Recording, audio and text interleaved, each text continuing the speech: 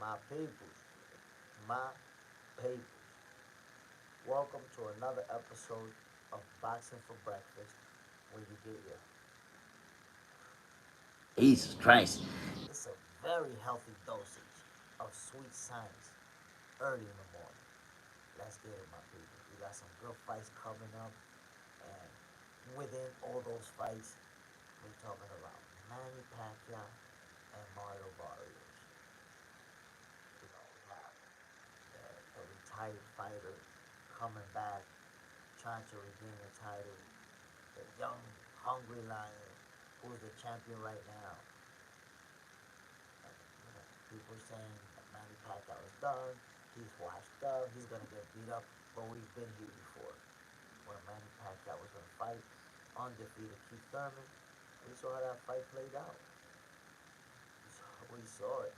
So I'm not ready to count him out. That's gonna be a good fight out there. And of course, um, we got Tszyu versus Sebastian Fundora. You saw the first fight. You know that it was fireworks. They really was going at it. Ultimately, Fundora ended up winning the fight. Tim Tszyu did suffer a cut, a nasty gash early in the fight, and was bleeding all in his face throughout. It was like he could barely see. So even though Tim himself did use the blood in his face as an excuse, but it was a tough fight. It was tough for him to actually see the punches coming his way. And to be honest, Tim Tszyu did a great job going the distance and being competitive. And, taking into account the way that he was bleeding his face. And, it was the cut was up here. It was from an elbow, and Tim pushed through. I think he has a chance to win this rematch. These are two big, big fights. We gotta talk about it, my people. Jamie Gillen, Pac-Man for the win. Whoa, started right away with the prediction for Manny Pacquiao. Angry Mexican, Jay Smith. Audio messed up. Good morning. Audio is static. Let's work on that. I appreciate you guys. I appreciate you. Get that fixed up. Let me know. Mic check. Mic check, my peoples. Let me know if you can hear me. How is the audio? I want to make sure I deliver this healthy dosage in a clear audio for you, ladies and gentlemen. Still no good. Hold on 1 second. Hey, with us? Come on now. Still the same? Let me know. Let me know. I'm about to unplug this whole thing. No good, bro. What is going on, my people? I'm gonna have to. There we go, my. Now we know that I'm gonna have to get a whole new crystal. There we go. I'm gonna change this microphone, man. I don't need this. I don't need this type of drama in my life. So soon I'm gonna be changing this microphone. But my peoples, once again, Manny Pacquiao, Mario Barrios. That's gonna be, I believe, a competitive fight. Manny's not getting washed like people are saying. And yo, I'm telling you, man, Tim Tszyu versus Sebastian Fundora, based on what we saw in the first fight, they're going to war. They going to war, my peoples. And I think when it comes to Timmy and Sebastian, that fight is gonna break out early. Early. They already know each other. They went at it for 12 rounds. I believe it's not gonna take too long before the bombs are flying. Jamie Gillen, Pac-Man. You got it. First one in the building says Manny Pacquiao is gonna pull off the upset. You know that's an upset. You know that's an upset because Manny Pacquiao, at 46 years old, he is gonna be the underdog versus a young champion Mario Barrios. I understand that and I respect it, but I'm not willing to just say, oh yeah, Manny's done, he's cooked, he's. I'm not willing to say any of that stuff. Manny Pacquiao already proved me wrong. Jamie Giblin, who you got this time? When you say this time, I'm guessing you're talking about Tim Tszyu versus Sebastian Fundora. Man, look. I feel like Tim Tszyu can beat Fundora simply because the way that the first fight was playing out before Timmy got cut, it looked like he was on his way to a victory. To me. And the cut changed everything. So, which is something that can happen again. never know. However, I will point out that the cut happened from an elbow, not a punch. And getting cut from an elbow is not that common, so I doubted that in the rematch, Tim is gonna catch another elbow and another big ass cut that's gonna affect the way he sees. I don't think that's gonna happen. What I see is a very tough fight, kinda like the first one, and somebody's gonna edge out the victory in the championship rounds. I don't think no one is gonna dominate. I see it, a fight that's gonna go back and forth, and that's it. At the end, towards the end, somebody's gonna take over. Though the fighters who's the most hungry, who wants it the most, is gonna take over in the championship rounds. I think they are gonna go back and forth, and both of them have their moments. Angry Mexican, Tszyu got destroyed by Bakram. I'm surprised he already getting a title shot again. Bakram Murtasaliev, man, I want to see what's next for him. He can fight. He can fight, my brother. The Nobody 92, my peoples. My peoples. What's the deal, my G? Appreciate you dropping in, man. So, we already found out, man. Bakram Murtasaliev is one of those fighters who just comes out of nowhere because he's been fighting, had an extensive amateur career, kicked some ass in the amateurs, turned pro, been fighting in Europe. We don't really know him. And now we see what he's about. Just the way that he dominated Tszyu. We see that the guy can fight. Let's be on the lookout to see what champion is gonna get in there with Murtasaliev. Let's see it. Cause you see people hating on Tszyu, right? Saying, "Oh yeah, he got beat up by Bakram." Okay, he got beat up by that guy. But are y'all trying to fight him? Who else is trying to fight him? Because that's the thing. I want to see him getting in the ring with other top level guys in the division and see how it looks. See how it plays out. All I know right now is that Murtasaliev showed us that he can fight. He got power. And he will beat you up. That's all I seen in his fight versus Tszyu. Angry Mexican, you think Tim ready for this fight with Fundora already? I mean, I think so, my brother. And I would say, if you look at Tszyu's last fight, he won, and he looked good. Styles make fights. And I think Tszyu's style matches well with Sebastian Fundora. He could win that fight. That's a fight he can absolutely win. The Nobody, what's your thoughts on this turkey saying he doesn't want to support boxers who run and he wants to make the ring size smaller? So, honestly, man, the fact that this ring size, conversation is being entertained, it's embarrassing for the sport of boxing. His Excellency Turki Al-Sheikh is treating boxing like this is a circus show. This is not a circus show. This is a sport. Think about this. To everybody who mentioned and who's been talking about the ring size and all that stuff, I want you guys to consider this. Imagine basketball fans saying, yo, they need to lower the rim to 6 feet. That way every basketball player is going to dunk. And there's going to be more dunks in the game. And that's going to make it better. You imagine that? Oh, yo, in baseball, the baseball fans, yo, they need to get bigger baseball bats. Because with a bigger bat, you're going to be able to hit more home runs. Does that really make sense? In hockey, in hockey, you should be able to grab the puck with your hand and throw it in the net. So there's going to be more points. Like, it's beyond dumb. It's clown stuff, circus show stuff, to suggest that you should change the way that a sport has been practiced for years for your amazement so that you can find it more fun. Don't you understand that boxing is the combat sport where the most people die?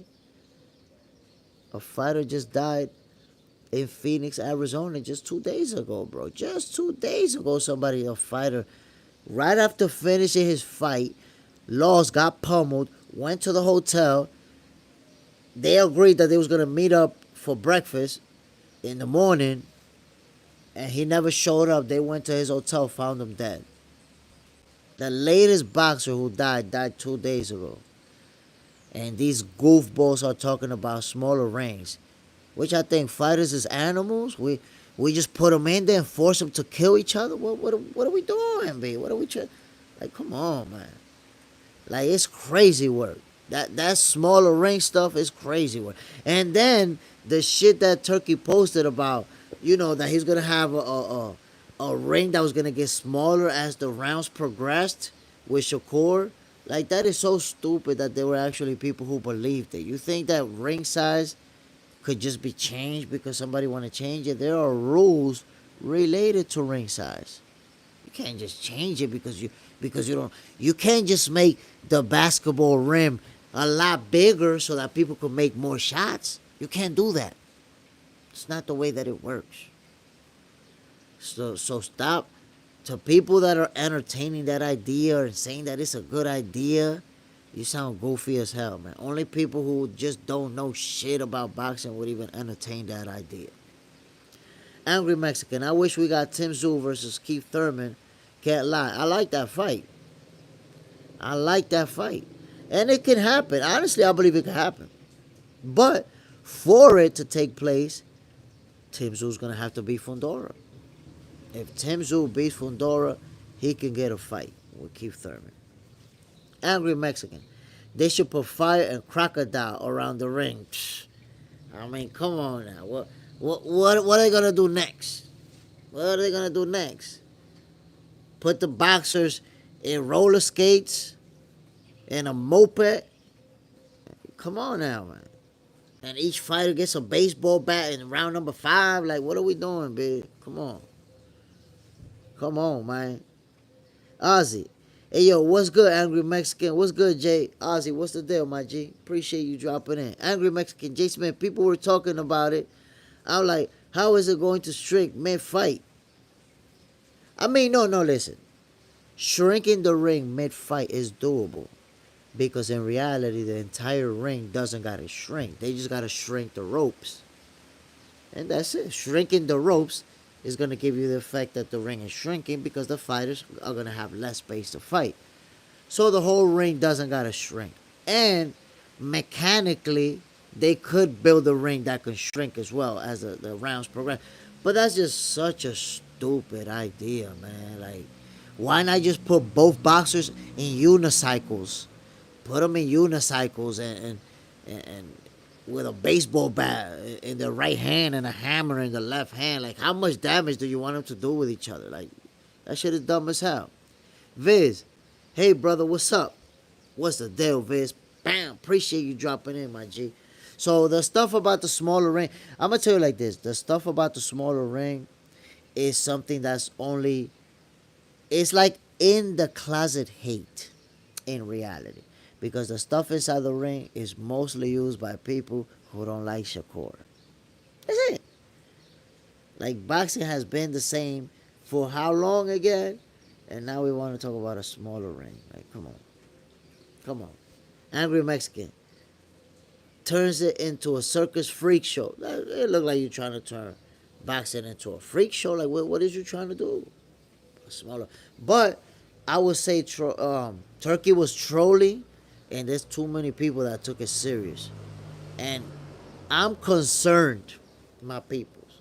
That's why the boxing audience, the boxing community needs Box Center. I'm concerned. How could boxing fans even be debating about whether or not the smaller ring, the shrinking ring size, is real? Like, it is beyond comprehension for people not to understand that that is not possible right now, that is impossible. Okay? In boxing, there are rules related to the size of the ring. If you wanted to have a shrinking ring size, you would actually have to change rules. You would have to make a petition. You would have to make a request that would have to be reviewed. You would see it all over social media, all the networks, everybody talking about a rule change request, and then eventually, if it's gonna get approved, or of course, it's gonna be shut down because that's a dumbass even idea. But it would never happen that they just say, "Well, we're gonna have a fight in a shrinking ring size because Turkey decided." That couldn't happen, now. If you want to do that in his own TKO league, which, by the way, we haven't heard shit about that TKO league and about that Turkey belt. If you want to do that in his own league, maybe he could. Or you could do exhibition fights with a shrinking ring. But come on, with real boxing, we talking about real boxing over here. Viz, what we talking about? What have I missed? You know, the whole narrative about the shrinking ring for Shakur versus Zapata, and Turkey pushing for, the no running rules and all that stuff. Just crazy stuff. Like, you want to turn boxing into a circus show. Angry Mexican. A lot of boxing fans think Turk is that powerful and that have that much money to pull it off. Jay Smith, you should get Rick Glazer on again. Are you a Dana White guy? To be honest, Dana White. Well, let me say about Rick Glazer. I'm gonna hit Rick up and see if I can get him on one of these days. I haven't spoke to him in a while. I'm gonna hit him up. When it comes to Dana White, I like some things that he does, and I don't like a lot of things that he does. I see Dana White as somebody he fits well with His Excellency Turki Al-Sheikh, because they're both very controlling. They want to control everybody. They want to be that authority over everybody and over what they do. And I don't like that. I don't like that at all. They take away. Like, a dictator is a good way to describe the way Dana White runs UFC. I mean, come on. You got people fighting, getting in the ring, trading punches, kicks, chokes, all type of stuff, and you can't even wear a sponsor in your clothes. You got to wear the sponsors that Dana White has agreed to. So that's Dana White's money, not your money. That's crazy. It's like Dana White, and he's bought out other MMA promotional outfits. It's like he want to have a monopoly to where he has the control over everything. And I don't like that. When one person wants to grab everything for themselves, that's it. That's a power struggle. Angry Mexicans, you want more parity. I'm telling you, a dictator. I don't like the way, there's a lot of things. And let me give you also an example why I don't like the way Dana White is handling. We're not really talking about this a lot, but that's already out there. Terence Crawford versus Canelo Alvarez is going to be in the daytime. How do you have the biggest fight in boxing? Damn, my peoples, I can hear the rain all the way over there coming closer. Look at the rain, look at the rain. You see it? Yo, my people.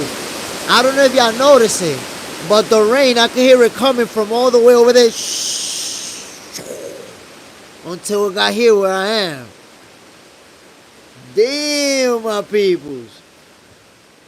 It's like one cloud. If I show you over there, it's not even cloudy down that way. Angry Mexican, yup. Fighters lost a lot of money from that too, with lack of sponsorship. That's what I'm saying, my G. Like, in boxing at least, you have your promoter, who's obviously going to make his money, get his cut. But when it comes to that, fighters can make extra money via sponsorships. They can, do, the temporary tattoos in their back. They can put patches on their shorts, as many as you can fit. I've seen fighters have 5, 6, 7 sponsors on their shorts. And you can make extra money with that. MMA fighters can't even do that. Your paycheck is your paycheck, and that's it. So, and MMA fighters can't even go fight anywhere else if Dana White don't give them the green light. It's yo, respectfully, but UFC contracts, that shit is like a slave contract, bro. As I've gotten older, I understood what athletes meant when they say slave contracts. Before I used to say, what you mean slave contract? You making $200,000. That ain't no slave contract. Come on now. Come on now. You get you go on the contract with Dana White and UFC. You can't fight anywhere else. You can't fight with nobody else. You can't go make a boxing match. You can't participate in another sport. You can't really do anything without Dana White giving you the green light. You can't rock with sponsors that are gonna help you. Come on now. It's too much. It's too much that you can't do if you rock it with Dana White. Bellerlin Hernandez, mi amor. Bam. Salute. Alexis Ortiz, that's real. Come on. I used to hear people say, like years ago, that the UFC, that they ran that thing like a slave joint, like a goddamn plantation. And I used to say, yo, people are goofballs. How you gonna say that about athletes that are making all this money? But now I understand it. Because now I look at UFC fighters and I look at how they're not able to do things that boxers are able to do.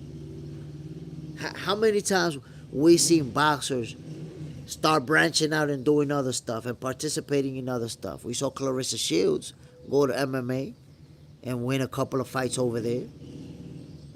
MMA fighters can't do that if they don't got Dana White's blessing. If they're not giving Dana White his cut. Come on, bro. What kind of contract they...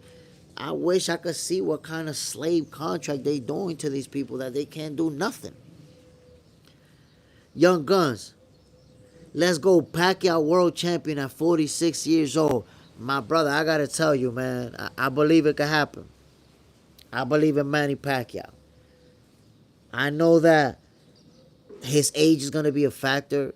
A lot of people are going to say, look, he can't win because of, that age.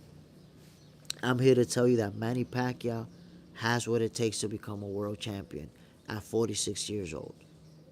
He can absolutely win this fight, and it is going to be competitive. Now, is he going to be the underdog? Absolutely. Should he be the underdog? Hell yeah. He should be. Mario Barrios is a young champion, strong fighter. He's going to have the height and reach advantage. He's going to have the power advantage. Yes, Mario Barrios should be the favorite. Of course. But this is not the first time Manny Pacquiao wins as an underdog, if he does. Remember Keith Thurman? Pacquiao was 40 years old. Keith Thurman was an undefeated champion. Most of us wrote Manny Pacquiao off when he was going to fight Keith. Most of us. I was like, listen, Keith is going to hurt Manny. He's going to hurt him. And we saw how that fight played out, my people. Manny Pacquiao showed us that he was great once again. So that's why I can't just write him off and say, oh, yeah. Mario Barrios is going to wash him. Nah.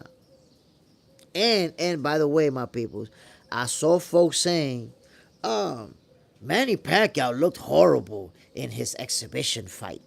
And because of that, Mario Barrios is going to knock him out. And did you see Manny the other day? Let me tell you something, my peoples. Please do not measure Manny Pacquiao's current physical form and shape. Do not base it on an exhibition fight. Because what you need to understand that when you're going to participate in an exhibition where nobody's going to win, nobody's going to lose, it's not going to be an official fight. There's not an official training camp. Manny Pacquiao was not in a training camp, was not in there trying to hurt his opponent either. You don't watch an exhibition and say, look how he's looking right now. He's looking slow. Did you see him now after he kicked off the training camp for Mario Barrios? How he's looking? Not looking slow at all. Looking fast. Looking strong. So don't go by that exhibition. Please. Panty Sniffer. Good morning, my brother. Bam. Alexis Ortiz. Pac-Man fighting because his money's low since he's funding his home country and it's all political, but he's the best to ever do it. Honestly, I don't think that he's fighting for money. I think that he's fighting because Manny Pacquiao always wanted to keep making history and he wants to keep fighting. And look, it's hard for people to understand this. Fighters don't always fight for money. They don't always fight because they trying to get a bag. And I'm talking about when they're older and they return. People always think that they're broke and they trying to get something. I want you guys to take into consideration that when you fight and you quit, it's very hard to quit and stay retired. People always want to come back. Why? Because once you get that sensation of combat, of trading punches with somebody in a ring, of going back and forth, of feeling that pain. Not that pain, because when you're switched on, you don't really feel pain. But feeling those punches landing, you feel the pressure from the punch and landing your own. And feeling how it feels in your fist, bam, when you hit. That sensation that you get from that exchange, you don't get it with anything else. So what happens is you end up wanting to come back. Look, my peoples, I'm 48 years old. And at 48 years old, if I could come back and fight again right now, I would. And I'm 2 years older than Manny Pacquiao, bro. So everybody doesn't... And look, I'm not an elite level fighter. I'm not a world champion. I'm not fighting for a bag. And if I could fight right now, I would, bro. So I'm showing you, every time that somebody's trying to come back, fighters just want to fight, bro. Once you trade a leather in the ring, you always want to keep doing it as long as you can. Panty Sniffer. Manny Pac is already done. But if he really pull it off and just gave a good fight, he don't have to win, then he's a G for real. I honestly believe that he's going to be able to put together a good fight. And he has a chance to win. I don't know if he's going to. It's going to be a good fight. It's going to be an interesting fight. If Manny Pacquiao wins, not only is he making history, of course, yet again, but I promise you, everybody and anybody will jump in on the Manny Pacquiao sweepstake to fight him. Ricky Hatton he already announced a comeback. Ricky Hatton is going to be fighting soon. Floyd Mayweather had played with the idea of fighting George Kambosos in a real fight. So you guys have to take into consideration, man, if Manny Pacquiao wins, there is a realistic possibility that we're going to see that rematch between him and Floyd. That's a realistic possibility. Because I can picture Manny Pacquiao winning the title and Floyd Mayweather saying, you know what? I'm going to make history. I'm going to become the oldest champion ever. Because if Manny Pacquiao, remember, Manny Pacquiao is the oldest 147-pounder in the history of boxing at 40 years old. I mean, the oldest welterweight champion in history. If he wins at 46 years old, he's going to be the oldest champion in history. Wait a minute. I don't remember how old Hopkins and Foreman were. So let's verify that. Y'all know, my peoples, I don't just say shit. I will fact check myself.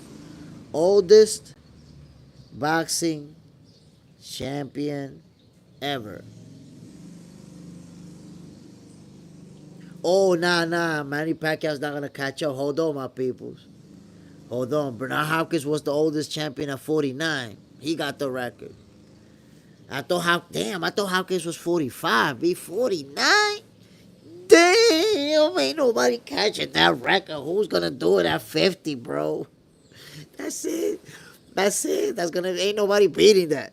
Golly. Alexis Ortiz, 28 years old, her amateur fight broke my hand in construction, so my dreams were cut short. Ricky Hatton doesn't have a jaw anymore. I mean, Ricky Hatton, my brother, he's been out of boxing for a very long time. He's ballooned up in weight a lot. I could never picture Ricky Hatton getting in the ring. Like, I see him doing an exhibition, but it looks like he's gonna fight for real. Let's see what type of shape he can get himself in. We have to see. Angry Mexican Jay Smith, Pac-Man won a title in 4 different decades. Yeah, that's facts, but at 46 years old, it was Foreman that was 45. There you have it, bro. There you have it. I thought it was Hopkins. George Foreman was 45. Foreman was 45 years old when he beat Michael Moore. Hopkins beat his record. Yo, listen. To beat Hopkins' record, you're going to have to be 50 years old. That's a tough task, bro. For a 50-year-old to be the reigning world champion. It could happen. Because it could be for a vacant title. It could be, there's circumstances that could be in play that, could facilitate that possibility. But the odds are against any 50-year-old. Just like they were against 49-year-old Hopkins. Clinton Eddie, Ricky Hatton ain't fighting anyone but heart disease. Look, my brother. I saw an announcement, and I'm just going by that. My people, let me know. Y'all ready to make your predictions? Are y'all ready to make your predictions? Let me know. And by the way, the predictions that some of you made yesterday, like I told you, you make the predictions, I post them. I make sure that we got them receipts. So let me show you guys some of the predictions that we got. Damn, Jamie Gibling don't play. Make the predictions quick. Hold on 1 second, my people. I'm going to show you some of yesterday's predictions. My peoples, make your predictions. Check it out, my people. My peoples, make your predictions. Make your predictions. This is Boxing for Breakfast, where you get your healthy dosage of sweet science early in the morning. Make your predictions. Shakur Stevenson versus William Zepeda. Who y'all got winning that fight, my people? Amarius Wyatt. I got Shakur by KO. Ooh, you got Shakur being devastating and whatnot. Unlaced. Shakur by running. Oh, we got Shakur Stevenson haters in the building. Fizz, I'm going for Zepeda by stoppage. Whoa. You got Zepeda putting the beast on Shakur like that? Stop playing, bro. Salafera. Ted will never get in the ring with Shakur. He knows he got no chance of winning, and he can make his money cherry picking. Whoa. Go ahead and reserve my right to make no comments. GOS, Shakur gonna beat him up. Fizz, Zepeda, in capital letters. It matter, 210. I'm going for Zepeda. So, there you go, my peoples. Yesterday's poll, Shakur Stevenson won and he got the majority of the votes over William Zepeda, right? We know that these are 2 big fights for this card. Tszyu versus Sebastian Fundora, Manny Pacquiao versus Mario Barrios. My peoples, let's go with Tszyu. And y'all see it, I'm making these receipts for y'all. My peoples, let's go with Tszyu and Sebastian Fundora. Who do you have winning that showdown? Jamie Gibling, Tim. There goes the first vote. Jamie Gibling got Tim with capital letters. Who do you have, my peoples? Tszyu, Sebastian Fundora. That's a rematch that is going to be very interesting. We saw how the first fight played out. J Mags, Zoo, Viz, I got Fundora. Whoa. So we got multiple boxing fans who got Tszyu. And thus far, only one person has Sebastian Fundora walking out of that fight with the W.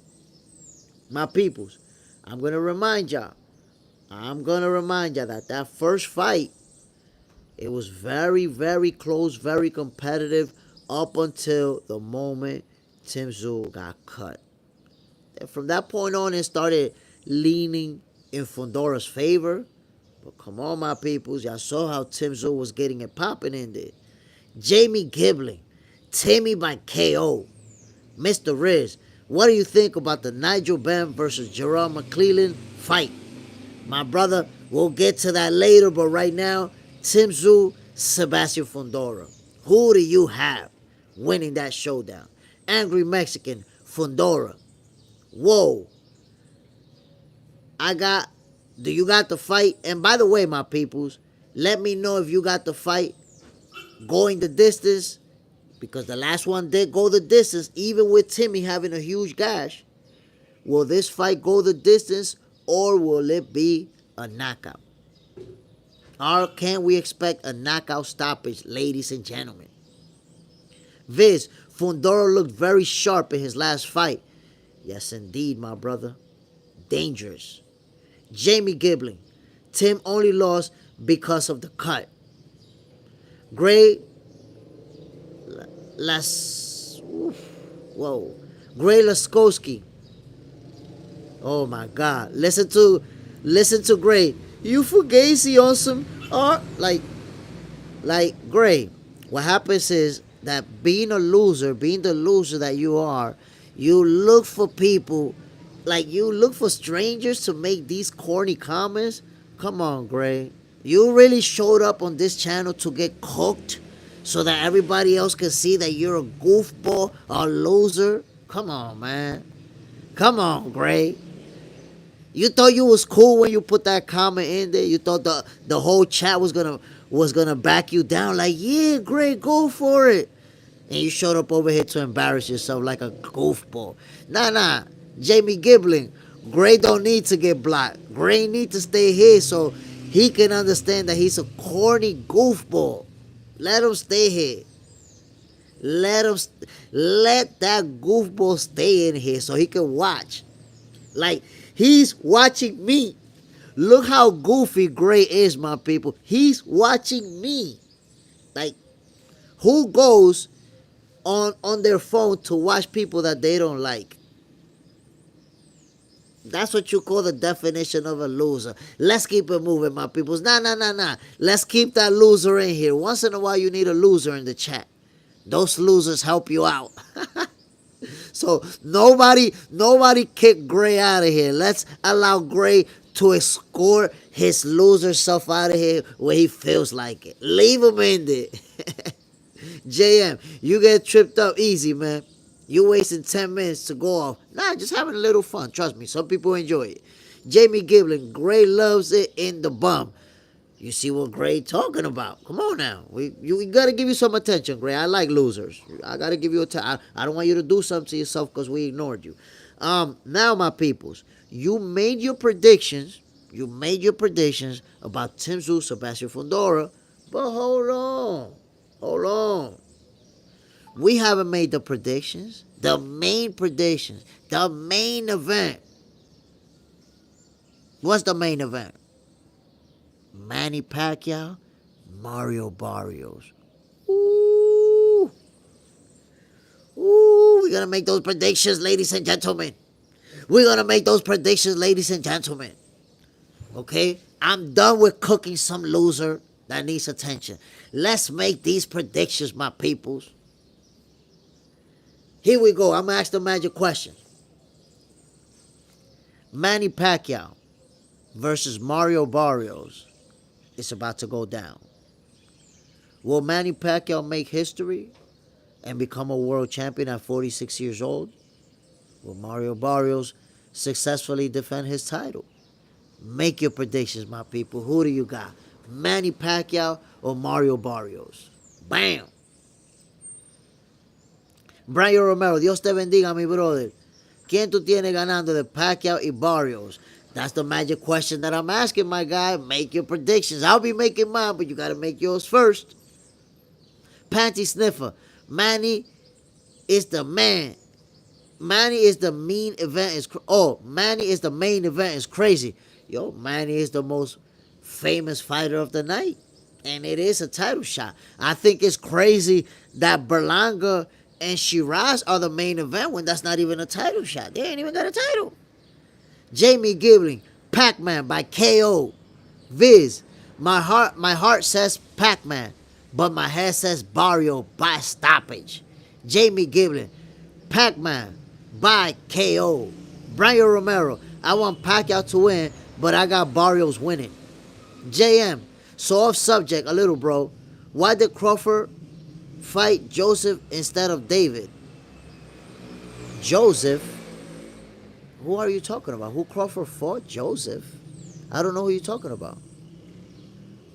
I don't know who you're talking about. When you say he fought Joseph instead of David, what?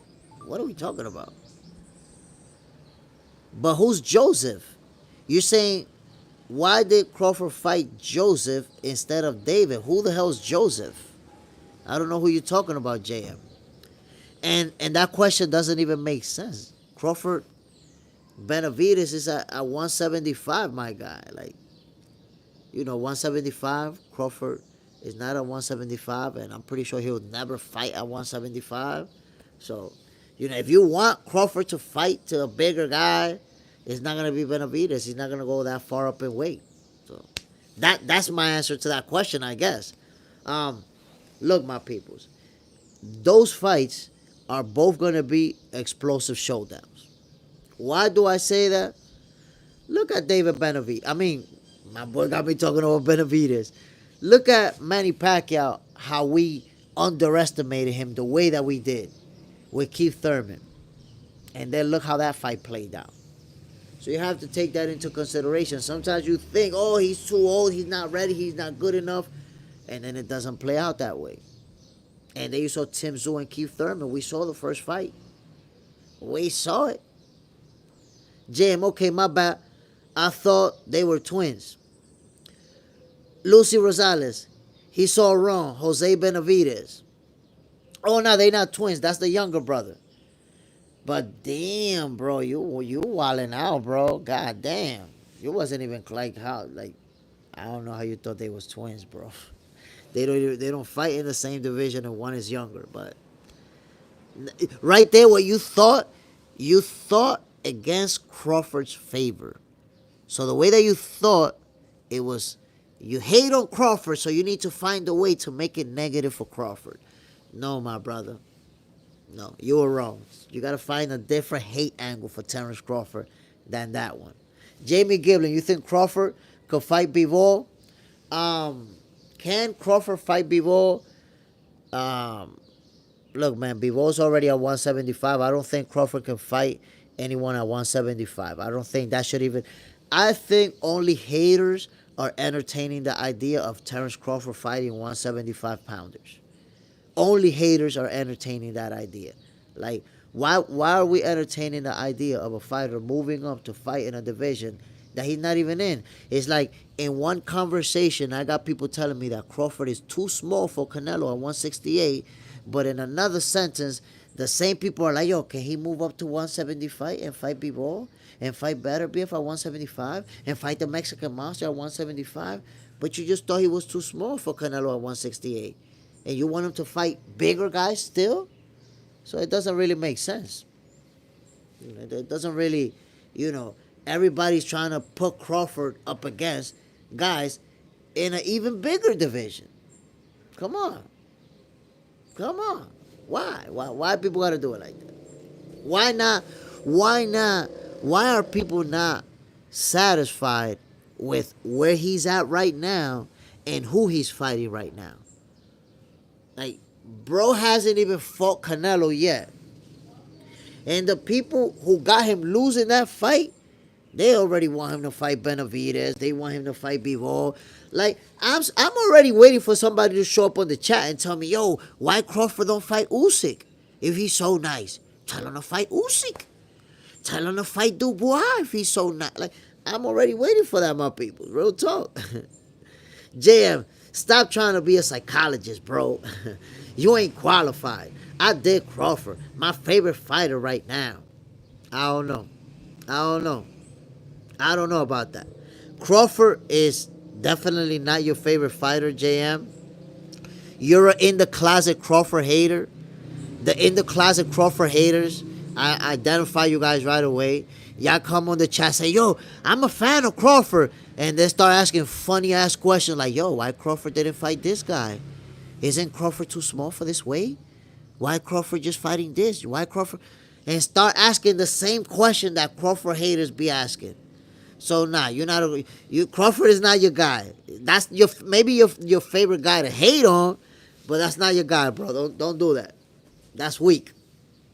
Jamie Giblin, Canelo did move up, and Crawford same size as Canelo. I mean, we got it. And what happened when Canelo did move up? So look what you're saying, Jamie Giblin. Look how crazy it is, the narrative and the hate for Crawford. So right now you're telling me that Crawford is the same size as Canelo. Think about it. How many months have we been hearing that Crawford is too little?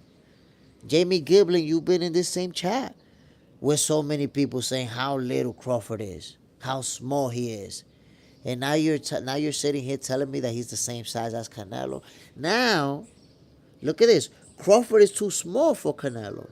But when he beat Canelo's ass, that's what Crawford haters are going to say. No, he's the same size as Canelo. Go move up and fight bigger guys. How? Like, I'm telling y'all, I'm waiting for somebody to tell me that Crawford needs to go fight Usyk. That's already what I'm waiting for.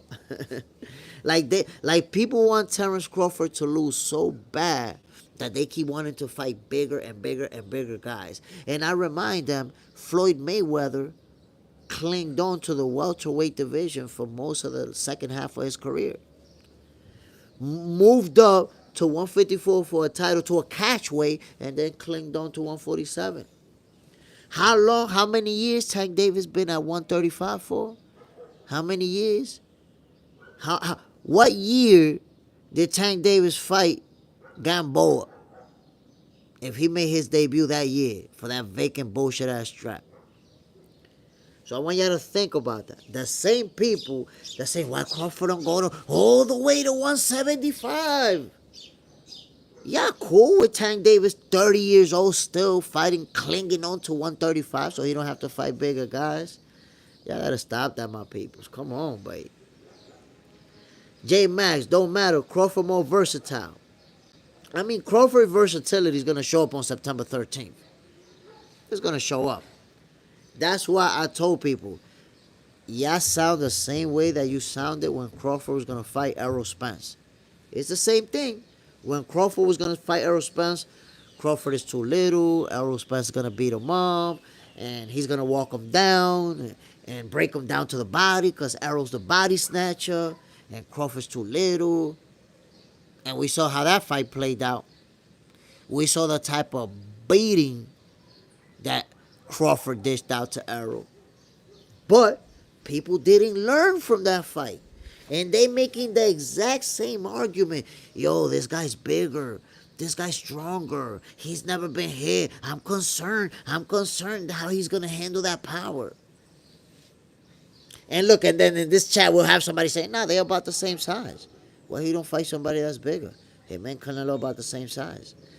Who do I believe? Do I believe the people that think that Crawford is too little? Or do I believe the people that tell me that they're about the same size? Who do I believe, my people?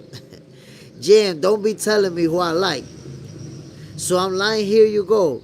You're the greatest YouTuber on fighting today. I appreciate it, my guy. I already know this, but everybody else is going to find out slowly but surely. But, JM, if you want to show me that you're a Crawford fan and not a Crawford hater, look how easy it is. Look how easy it is. I'll give you the opportunity to show me that either I'm capping or you capping. I think you're a Crawford hater. What you said about Crawford earlier tells me that you're in the closet hater. Trying to act like a Crawford fan when you hating. Now, I could be wrong, right? I'm not a psychic. I could be wrong. I'm open to that possibility. So look how easy, JM. Look how easy it is. Since you tell me you're a Crawford fan, that's my Instagram right there. Go ahead and look for one of your posts. that you have posted about Terence Crawford that show that you're a fan of his. One of your posts that you posted on Facebook or Instagram or in any social media. Go ahead.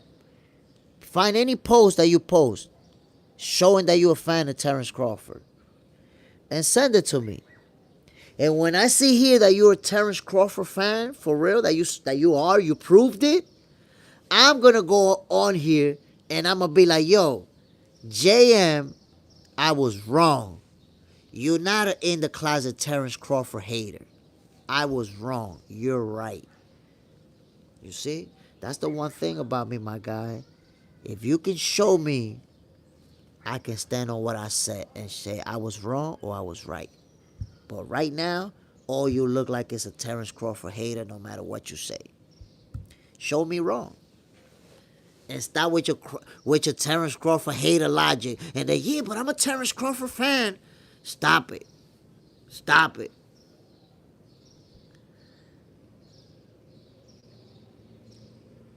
Hannibal, betting against Bud is bad for your bank account. Bro, you know how many people bet against Crawford at this point? And every one of them lost money? That's what happens. That's what happened right there. Hannibal, they swore up and down Spence was going to wash Bud. And you see how quick they transitioned from he's going to wash Crawford to, the car accident. And he wasn't that good. He wasn't the same. Yo, Errol Spence went from he was going to absolutely destroy Crawford to he wasn't the same anymore. All of a sudden, he wasn't the same anymore. What's going on out here? Come on now. Ernest Morales, closet haters. That's what I'm telling you. I see closet haters every day. The closet haters are the guys that'll come in and tell you that they're a fan of an athlete and that's their guy, but make all the hater talking points. Tell me, who shows up to a chat and say, yo, but why Crawford won't fight David Benavidez? And why Terence Crawford, he didn't really fight nobody. Well, Terence Crawford's resume ain't all that. Oh, you a hater? Oh, nah, I'm not a hater. I'm a fan of Terence Crawford. You see, you don't know that. I'm a fan of his. Those are the in the closet haters. They'll tell you that they're a fan, but then every logic that they share is a negative logic about the fighter. I'm a Terence Crawford fan myself. I don't spread negative opinions. Oh, well, why he didn't fight a better fighter? Come on, man. Stop. Stop. Nobody's accusing you of anything. You're a Terence Crawford hater, my guy. Just stop. Stop. Now, I will say, as a Terence Crawford hater that you are, I would assume that you posted about how Errol Spence was going to knock Crawford out. Or how about this, JM? Put your Facebook on there, JM. Look, JM. I got my Facebook open, ready. Put your Facebook on there, JM. Go ahead, put your name on Facebook on there. I'm going to look for you on Facebook, and I'm going to look for your posts about Terence Crawford and how you're a fan of his. Or I'm going to find your post where you said that Errol Spence was going to beat him up. Go ahead. I don't do Facebook. Oh, you don't do Facebook, you do YouTube? You don't know how you don't do Facebook, you know how to do YouTube. You got it, Jam. Enjoy the show. I'm glad that you're enjoying the show, and I'm having a good time talking with you as well. My peoples, even though we got ahead of ourselves with Manny Pacquiao, Viz, you're a blocker. Nah, I'm not blocking him. Let him enjoy the show. He having a good time. We having a good time. Listen, we got ahead of ourselves. Yeah, look. There's some people that you just gotta block up, but there's some people that you just gotta let them stay, let them do them, let them enjoy the show. This is gonna be the #1 boxing content in the world. You want people to have at it. Albert Oliver, Earl couldn't knock out Mikey Garcia. Ooh. I mean, What is the point of that? I don't understand what is the point of that. Mikey Garcia was out there fighting to survive, and he got absolutely pummeled. Pummeled. Everybody doesn't get knocked out. Mikey got pummeled, bro. Like, come on. He got made to look like a... Mikey Garcia was like this big star, and we had all these big expectations and hopes for, and Errol Spence just shut him down. Boom, beat him up like he was like a tomato can. Treated him like a tomato. So I don't know why you even bring that up. You're like giving credit to Errol for that monumental beating that he gave a champion. Angry Mexican, outside of the knockdown, Porter beats Spence. But you know what's interesting about that Angry Mexican? I told people that. I try to explain that to people. If you look at the fight, that fight had Errol Spence not knocked down Porter, and that was late. What was it, the 11th round, 10th, 11th? That was late in the fight. Had Errol Spence not got a 10-8 round late, he may have lost the fight. Errol Spence won by split decision.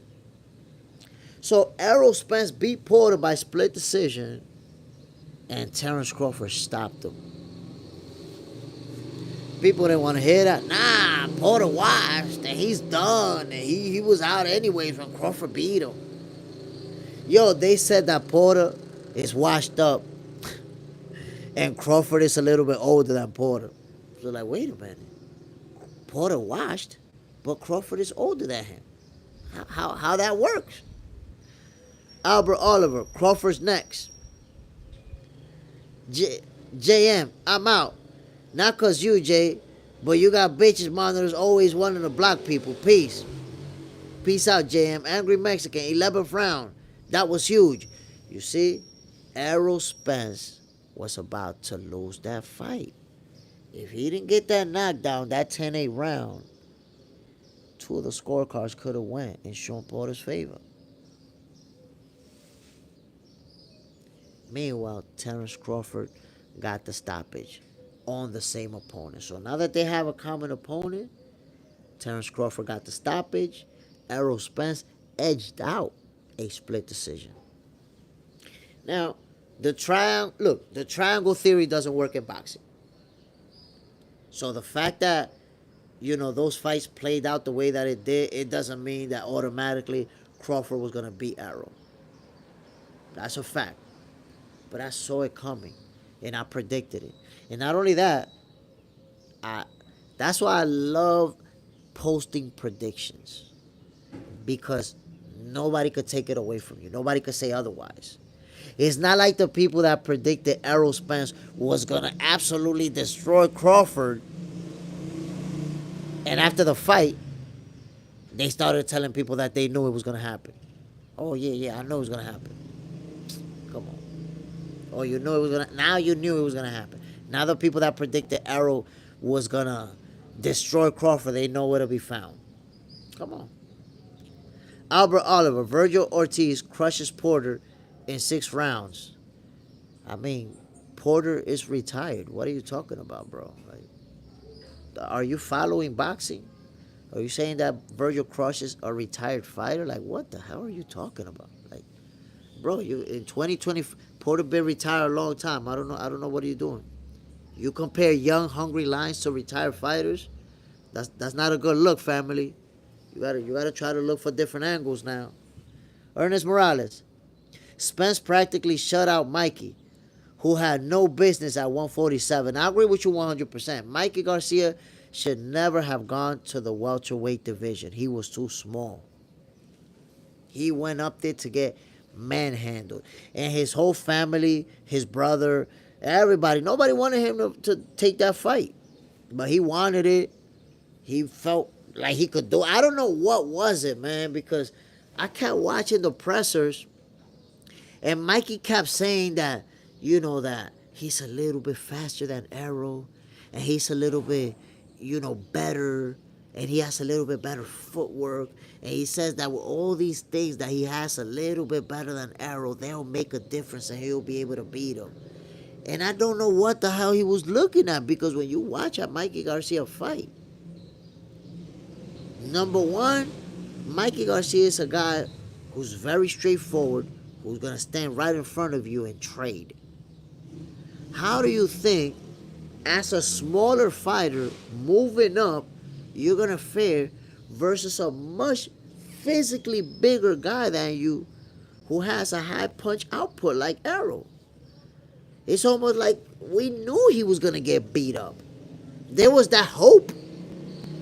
Like, I had hope that the fight could be competitive. That was my hope. I was like, yo, Mikey's not winning that fight.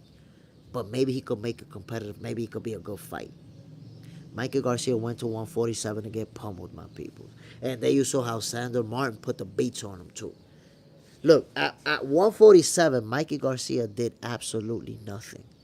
He didn't beat any highly ranked opponents. He didn't beat a world champion. He did nothing. He did nothing but go up there to get his ass kicked. Aciel Espinosa, bendiciones, Tigre. Keep working hard. God bless you and your family. I appreciate it, my guy. God bless you and your loved one. Okay, so we found a loser that needs to get kicked out without even having his comment read. You see, sometimes, my people, I kick the dummies out. Sometimes I keep them around a little bit. Albert Oliver. I don't know what you're talking about. Still couldn't knock him out. You're not really making sense. Albert Oliver. I'm saying Virgil beats Crawford. I don't know why you're saying Virgil beats Crawford.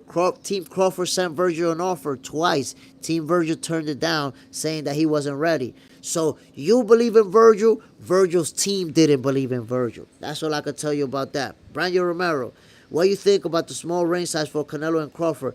Does it benefit Crawford? Just like Danny Garcia didn't do nothing at 147. Well, you're wrong about that. Danny Garcia actually did become a world champion at 147. A unified world champion at 147, by the way. So that's different. Remember that Danny Garcia lost to Keith Thurman. He was a world champion. Mikey Garcia, he just went over there to get pummeled. As far as the ring size,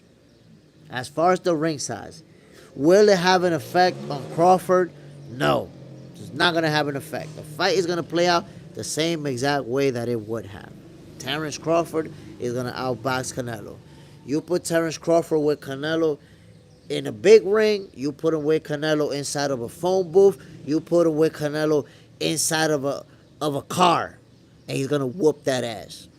It doesn't matter where you put him. The people that's thinking that the ring size is going to make a difference, they're going to find out. Does it benefit Canelo? Amen. It doesn't benefit Canelo. It's not going to benefit him. It was a vacant belt, my brother. I am pretty sure Danny never unified, my brother.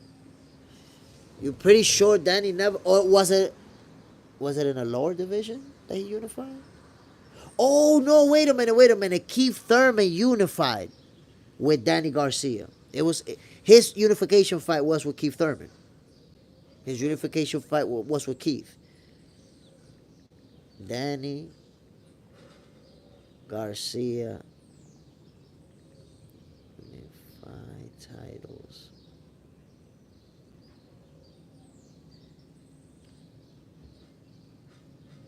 My brother, you see, look, my brother, he did unify. You see? When you go against what I'm telling you, you made me doubt myself. But look, my brother, you can read it right there. You can Google it, and I'm going to read it. Danny Garcia has unified titles in the light welterweight division, especially holding the WBA and the WBC. And then in the welterweight division, it was the WBC that he held. He went for the unification with Keith Thurman, which is the fight that he lost. But he did unify titles, my brother. Danny Garcia is a legit champion.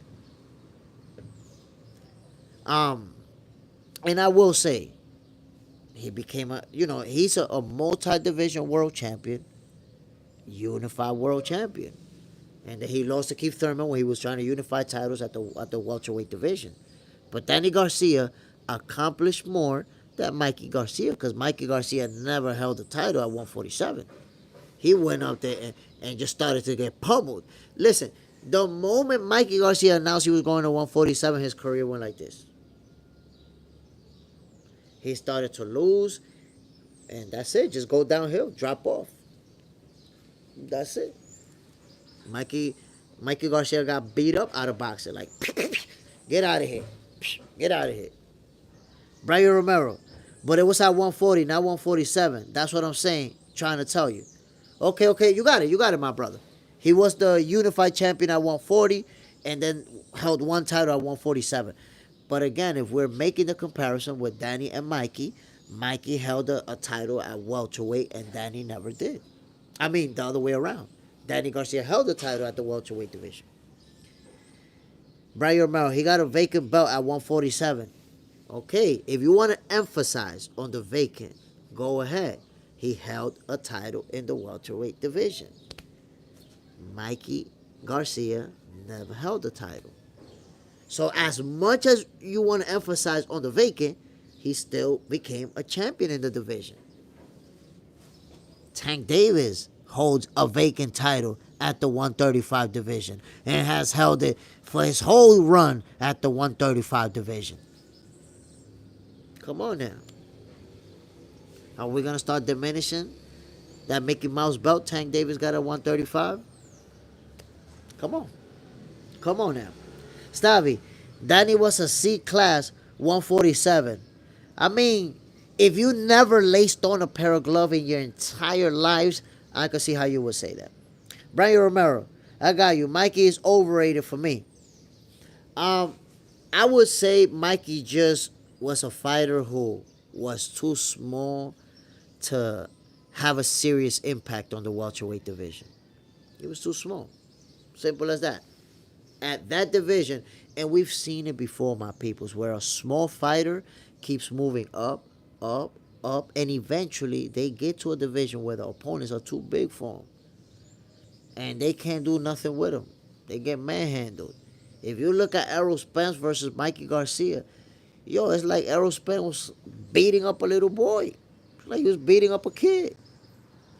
So I think Mikey Garcia is a great fighter, Hall of Famer, accomplished, just moved up too much. It was too much for him. That's all. Stavi, Mikey Garcia was a better 4-division champ than Adrian Broner was. That's 100% facts. Mikey Garcia has a better resume than Adrian Broner. Brian Romero, Danny is a good fighter, but compared to other fighters at 147, he wasn't up there. Brian Romero, people, Danny's a good fighter, but compared to other people at 147, I mean, I would say he was up there. He look who he lost to, and look at the manner in which he lost. We got to take that into consideration. Dante Comedy. Come on, Dante Comedy. You show up talking in Russian. Talking to me in Russian, Dante Comedy. Brian Romero. People giving me more credit to Danny's resume more than Crawford. It's sad. I mean, usually that's about hate. Usually that's about when you hate on a fighter and you want to diminish their resume, and you don't hate on another fighter and you want to, cherish it, and you want to, give them all the props in the world. So, Dante Comedy, I was thinking about you yesterday, Dante Comedy, because yesterday there was a big controversy about Haiti and the Dominican Republic, and who's the bad guy, who's the good guy, who's the victim, and it was very controversial. But I thought about you because I was like, damn, if Dante Comedy was here, I'd give him a quick history lesson so, he get taught, because it looked like he didn't read the right history books with some of the things he tried to tell me. But I digress. That's a different conversation. Now, peoples, did you already make your predictions? Did you already make your predictions for this Saturday's fights? Alberto Puello and Subriel Matias. Too many people telling me that Subriel Matias is going to knock Alberto Puello out and make it look easy. Let me explain to y'all something. Let me refresh your recollection if you forgot, or put you on if you were not aware. Brian Romero, who do you think is the best Dominican boxer right now? I think Puello. It could be between Puello and Bronco Adames right now, because Bronco Adames is that guy too. So I got a lot of people that saying that Subriel Matias is gonna knock him out, right? But I want to point something out, my peoples. Like I said earlier, refresh your recollection, or let you know if you're not aware. Alberto Puello is the only fighter to beat Gary Antoine Russell. Let that sizzle in your spirit, real quick. Let it marinate. Have you watched Gary Antoine Russell fighting? Did you watch the way he absolutely destroyed El Rayo Valenzuela?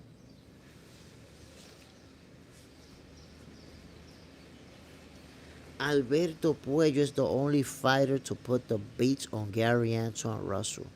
When I tell you this, it should be enough for you to understand why Alberto Puello is going to cause problems for Subriel Matias. I'm not telling you that Subriel cannot win the fight. Subriel Matias, world championship caliber type of fighter. But I am telling you, styles make fights. We have the classic matchup of the boxer and the puncher. That's what we got right here.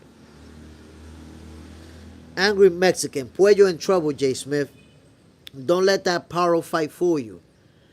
Alright, my brother, you saying don't let that Paro fight fool you. And I'm telling you, let that Gary Antoine Russell fight enlighten you.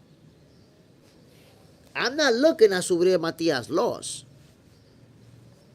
to see what's happening in this fight. I'm looking at Alberto Puello's skills. His win versus Gary Antoine Russell to defend his title. That's what I'm looking at. To say, whoa. Brian Romero, I think Puello is going to cook Matias. So look, my people, we're about to make these predictions. But before we make this prediction, I'm going to play you guys a quick video.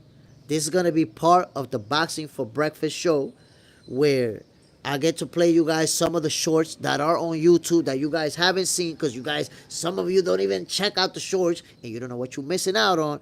So my peoples, remember my Terence Crawford, Canelo Alvarez prediction that my Terence Crawford, Errol Spence prediction that I told you I predicted that outcome? I predicted that outcome many times before the fight. I will come on just like now. If you guys been on Box Center long enough, you know that I predicted that Crawford was gonna beat Canelo in a bunch of different videos, in a bunch of different lives, right? With Errol Spence and Crawford, I did the same thing. I predicted it a bunch of times. So I want to show you one of my Errol Spence versus Terence Crawford predictions. Here you go, my peoples. People keep bringing up how Spence is bigger and how he's stronger. But what about Bud's counter-punching ability? How about that? Huh? How about his speed? How about his reach advantage that he has over Spence? How about his power? Y'all seen him put people down with one punch and stop playing. We don't know if Spence gonna get knocked out from a left hook or a right hook. Or what the hell Bud gonna hook him up with and send him to sleep. Stop playing. Bud putting him down in 8.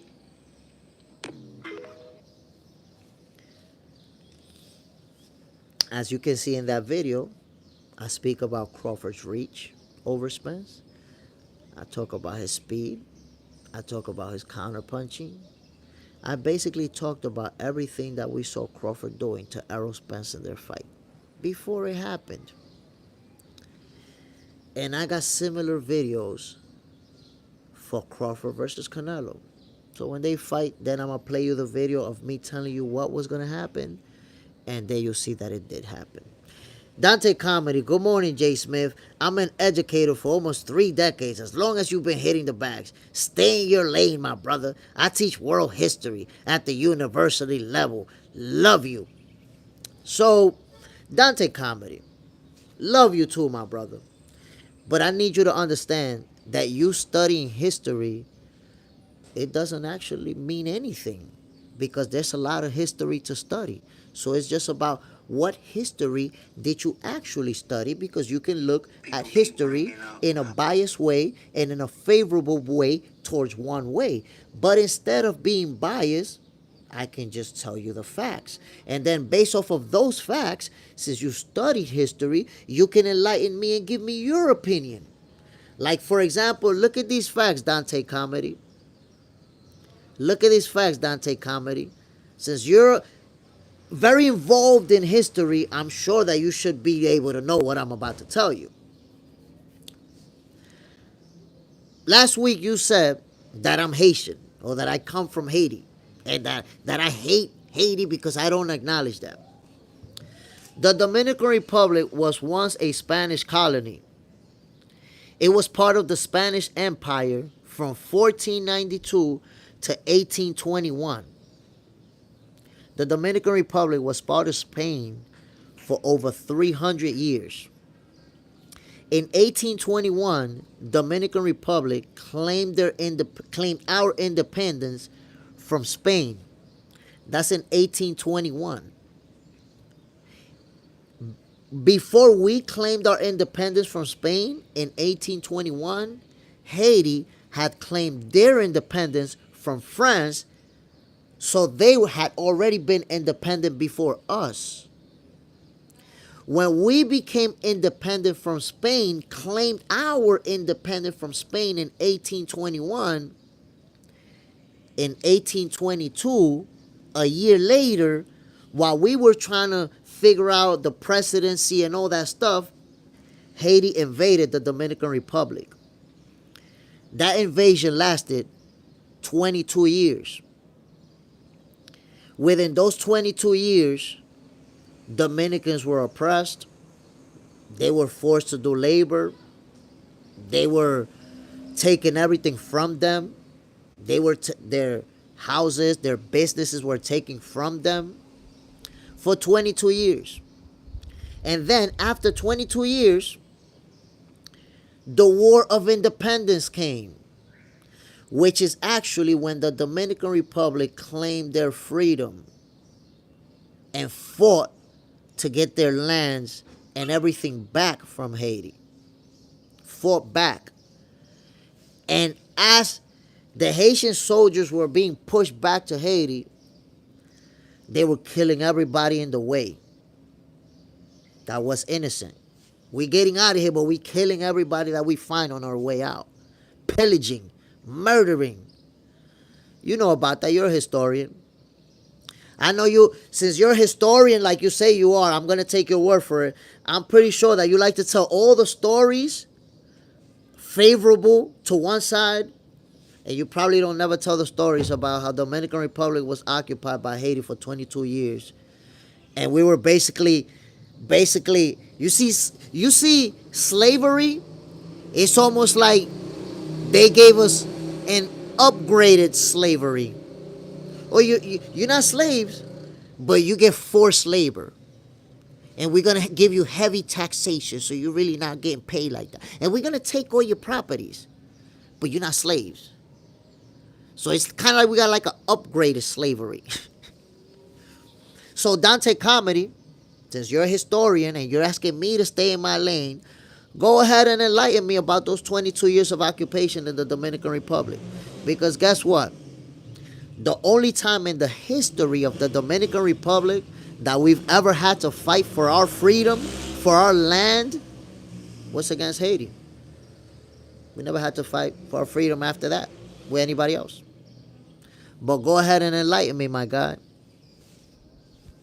Go ahead and put me on, champ. You're the historian. Put me in my lane now. Do you? Sherry Sikos Parker, you're absolutely correct. Come on, Gibbling. Come on, bro. This isn't a social studies. I want to hear about boxing. Let's get it. Imada. Good morning, J. Smith. How you doing, brother? Bam. Salute. Now, look, this is 100%. This is a boxing channel. But sometimes somebody comes on, talking about their historian, and they want to know about your country more than you know about your country. And sometimes you got to educate them. You got to take an educator, and you got to educate them. And that's just what I was doing. But my people, listen. I was just going to talk about that. Damn, Branyo Romero, how you think Crawford is beating Canelo? Damn, Branyo, I was just about to tell you that. Why would you ask me right when I'm about to tell you, bro? So here's the breakdown of that fight. Terence Crawford and Canelo Alvarez have two very good styles that match each other to give us a sweet, entertaining fight. Why? Think about this. Canelo, the shorter guy who has the power, short, stocky, he has that wide frame, who has that power, who likes to fight on the inside. We know that Canelo's bread and butter is that left hook to the body. Bang! Bang! That's the way that Canelo, we already know before the fight starts. We already know that's how he's going to slow you down and eventually start picking you apart. Eventually now you want to start blocking those shots because they starting to hurt you and now you're getting picked apart in your head. He does it every time. Or he's gonna be punching you in the arm and now your arms is messed up and now you're going to... Canelo does the same thing every time. And he's going to pick you apart if you allow him to. Now, who hasn't been picked apart? I'll tell you. The guys who have great footwork, who were able to move around, who were able to stay away from those body shots. Those guys did not get picked apart. Those guys went the distance with Canelo Alvarez. So now we know what Canelo's going to try to do to Crawford. Right? You're asking me how Crawford is going to win. So I'm telling you about Canelo because I want you to see what Crawford is going to be facing as he operates. What do I see Crawford doing? Number one, that long-ass jab, my brother. Like I said, if you never fought before, my peoples, I fought. Amateur. It's only one fight as a professional, but my only one fight as a professional, I fought somebody who had like 2-3 inches reach advantage on me. And I felt that reach, my peoples. I wish, as boxing fans, I can show you, I can explain to you what that reach does. When you never box somebody, you think it's that easy. When you watching it on TV, you think because Canelo beats a lot of taller opponents, it's just easy. He could just do that. He knows how to do that. But you don't understand the process of you beating somebody who has a lot longer reach than you. You don't understand the process of getting inside that reach. The punches that you take trying to get inside that reach. And then when you're fighting somebody who has that reach, but also has the footwork so they could keep maintaining that reach on you, it's very hard to get past that. So number one, I got Canelo Alvarez struggling in the first 2-3 rounds because he's trying to find the right range. Crawford has a longer reach than Dimitri Bivol, my peoples. And if you think that he's not going to use it, you wilding out. That's why I say, we seriously underestimating Terence Crawford's skills. And Terence Crawford's planning for a fight. And Bomac and what they do. You think that these people didn't study Canelo's fights with Floyd Mayweather, with Lara, with Bivol? You think they didn't study the blueprint to how these guys had success with Canelo? So I'm telling you, the jab of Terence Crawford is probably going to be the best you've ever seen it in his career. And Crawford has a hell of a jab. That's snappy. Bah, bah, bah. That snappy jab. Long jab. We're going to see that. Canelo's not going to be able to find his range that easy. Then, by the 3rd, 4th round, Canelo finally starts getting in the rhythm. Getting in the inside, having some success with the body shots, for example. Crawford is going to start counter-punching him and giving him the angles. Remember when he caught Errol? Remember when Errol Spence backed him down into the ropes? And he backed away. Boom! Counter Errol with an uppercut and dropped him. Boom! That was the first time. Was that the first time? I think that was the first time he dropped him with a counter uppercut. And I think we're going to see that. Canelo's going to eat some nasty counter shots that are going to make him hesitant. People think Canelo's just going to be walking Crawford down. Boom, boom, boom, boom. And beating him up. Nah. Once he get hit and feel that power, he's going to be hesitant. So it's going to turn into a chess match. and we're gonna have a chess match where they're gonna go back and forth winning rounds, but by the 9th or the 10th rounds, Crawford already got him figured out. He might even make it look easy, y'all. With the footwork, the reach, and the counter punching, the combination of those three, he might even make it look easy. I'm telling you, it might go down that way. Just business. Yeah, get him. I still got Canelo, but I'm learning that Crawford footwork can be a problem. Brian Romero. Jamie Gibling, speed. And watch, the speed is going to be in Crawford's favor. The notion that, he's moving up, so he's going to be slow, and he's going to be fast, and Crawford is going to be the fastest fighter in the ring, and obviously the guy with the better footwork. That's why I try to tell people, I can see a hater. I can see when somebody's a Crawford hater when they only focus on Canelo's physical advantage. Oh, Canelo's so big. But they don't say nothing about Crawford's physical advantage. Like height and reach means nothing in boxing. If you think height and reach means nothing, you don't know, bro. That means a lot. That means a lot. Gray Laskowski, do you expect Garcia to work Haney over so easily? Well, Gray, I think you're wrong about what you're saying.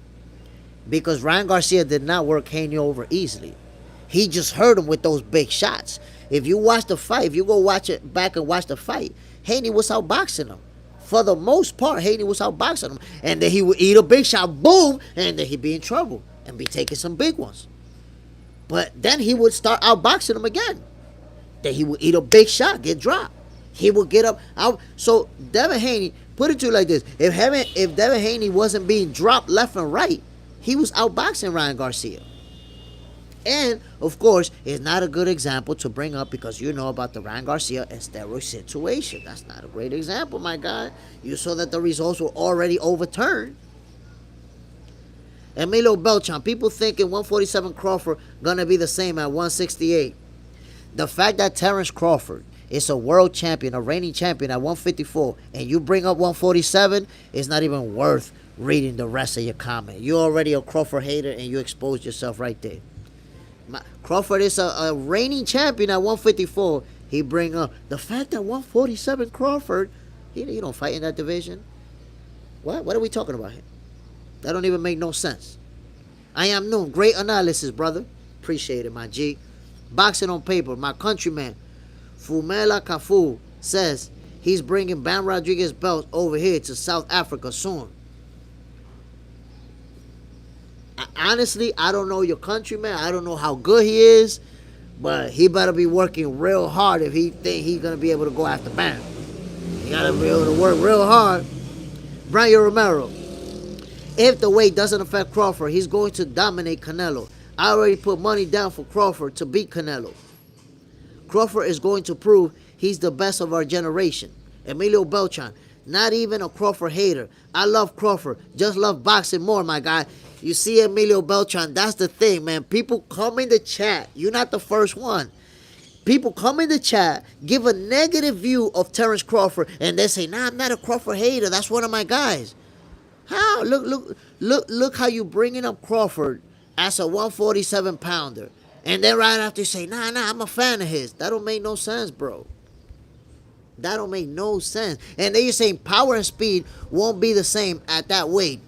You don't know what his power and speed are going to be, Emilio Beltran. But since you're a Terence Crawford hater, you prefer to assume that his power and his speed is not going to be good. You want to assume the worst. I'm sitting here telling you right now, Emilio, Terence Crawford is going to be faster than Canelo in the ring. His power is going to be good. Why are we arguing about it? Why are we debating about what Terence Crawford haters think he's going to be? You think he's not going to be fast. You think he's not going to have power. You think he's going to be fat. And then after you think all those things that he's not going to be good, But I'm a fan of his. I'm not a hater of his. Come on, bro. Come on, bro. Brian Romero, cap. This guy sounds like a hater. I'm telling you, according to the haters, nobody's a hater. They just got the hater logic. If it sounds like a hater, if it looks like a hater, you put it together from there, my people. You put it together. Just business. These boxers don't have layers in their bag these days. I mean, I think there are some fighters who do. There are some fighters who are super versatile. The thing is that with boxing, we tend to exaggerate a lot. We tend to, if a guy loses, he's a hype job. If a guy gets knocked out, he got a glass chin. If a guy don't want to fight, he's a dog. If a guy, like, we're super exaggerated with every action that takes place in boxing, my people. Don't pull. This could be the best butt we ever saw. I'm trying to tell you. We might actually see the best version of Terence Crawford ever. And you know what's funny? Emilio Beltran, everyone hater nowadays if they disagree. Oh no, you're not a hater for disagreeing. You're a hater for always trying to bring a negative point of view. That's what you haters do, Emilio Beltran. You always bring a negative point of view. That's what you like, bro. Emilio, I need you to understand. Look how you started. Look at the first thing you said upon entering this chat. People thinking 147 Crawford were gonna be the same. You kicked off showing that you're a hater, bro. You kicked off as a hater. And then when you get called out a hater, so everybody a hater. I'm not a hater. Yes, brother, you're a hater. Own it. Own it that you're a hater. It's okay. It's okay to own being a hater, bro. The brain. Crawford is a generational talent. Canelo fans recognize this threat, and that's why they downplay his skills set against Canelo. This is going to be like Mike McCullough versus Julian Jackson, or Bob versus Spence. Panty sniffer. Gray got his booty cooked, and now he's with us. Emilio Beltran, not a hater, just disagreement. Look, Emilio Beltran. If you're saying you're not a hater, I'll take it. If you're saying you're not a hater. But when you say that Crawford is a 147 pounder, you're portraying yourself as a hater because Crawford is a reigning champion at 154 right now. So if you're not a hater, at least call it what it is, my guy. Crawford is not a 147 pounder. At least call the facts straight. Miguel Rodriguez, the question is Canelo going to open up enough for Bud to do his thing? Is Canelo going to open up enough? I mean, of course, my brother, because Canelo's going to be looking to win by stoppage. Canelo knows he's not going to outbox Terence Crawford. He knows. As a matter of fact, he already spoke about, he knows Crawford's Turkey's guy, so he's going to knock him out, because that's Turkey's guy. So, come on. ¿Qué pasó, Lili? Tu dedito te dolió, déjame ver. Ay, ¿te majaste? No. Hold on, let me see what they're saying, right? Brian Romero, brother, how you like living in the Dominican Republic? I love it, my G. Panty sniffer, Enzo, what's good? Yo, Ryan, somebody said hello to you. Look, panty sniffer. Say hello, panty sniffer.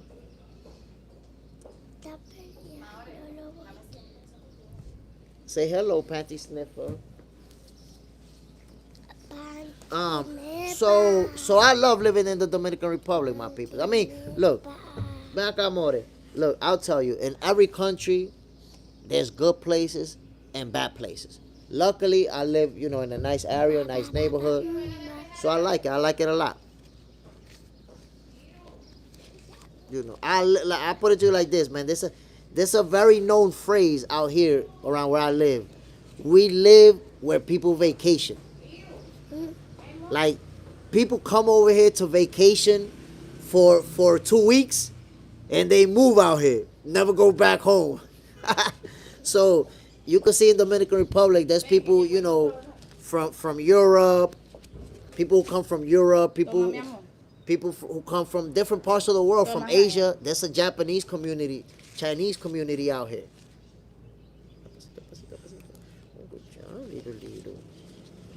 So, you know, I live in a beautiful country, in a beautiful area, and I love it. I love it out here. I might, you know, because of boxing, and some people that have expressed interest in working with me, I might end up, you know, making some moves here and there. Let's see. Let's see what happens, my people. I think, you know, those who don't know are sleeping on Box Center. And I'm going to tell you what, guys. Espérate, Ryan. When Box Center, I'm going to tell you something, guys. When Box Center explodes, there's going to be people, there's going to be some of you who, like, you already saw it coming. You already knew it was going to happen. You're going to be like, yeah, I knew. But there's going to be people that's going to be real surprised because they don't see it coming. Like, damn, Box Center, fucking on ESPN or on The Zone or Jay Smith on Matchroom or whatever happens, because something is going to happen, don't be surprised. Don't be surprised, my people. Armando. Ve bajando, amor, ve bajando. Hold on, my peoples. I gotta walk. Aquí abajo, maestro. Wait. Él está mirando para abajo, pero no sabe a dónde. Ven.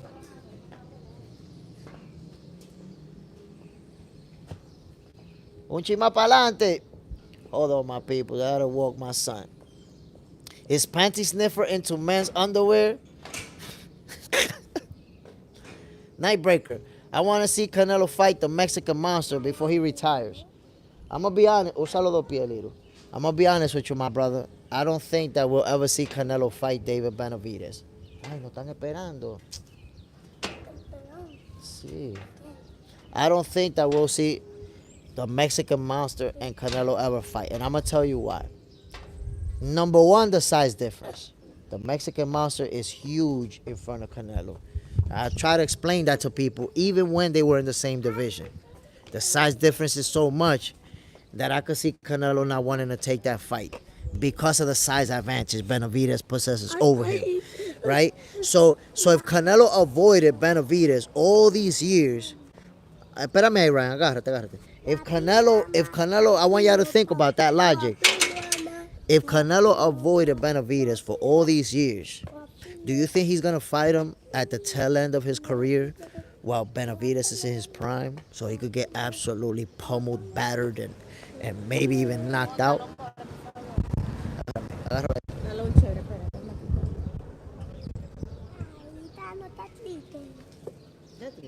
Dame un abrazo. I love you.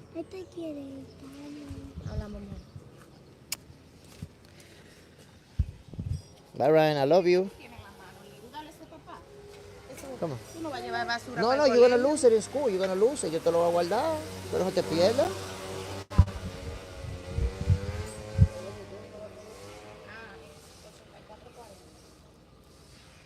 So yeah, my brother, I don't think that we'll ever see Canelo fight David Benavidez.